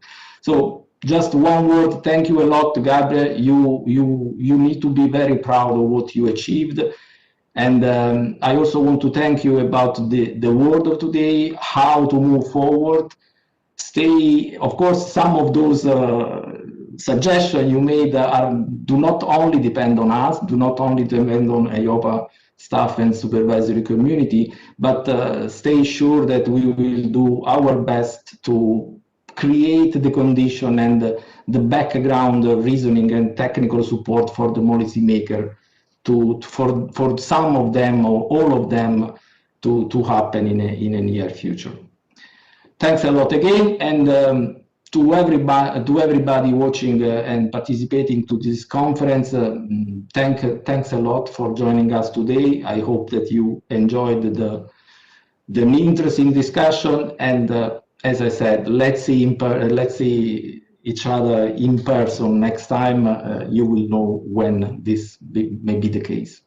Thanks a lot again, and thanks to you all, and thank you to Annette. Thank you, Fausto. It was a pleasure for me to moderate this event. Very insightful discussion, though. Thank you again. And it's my pleasure now to also close the conference and actually hope that we're going to see each other back in Frankfurt or in another city, but within or during a physical event, so that we can again have those chats and coffee breaks, which makes these things very lively and interactive. With that, I'm closing the conference. Thanks again for watching and participating through Slido.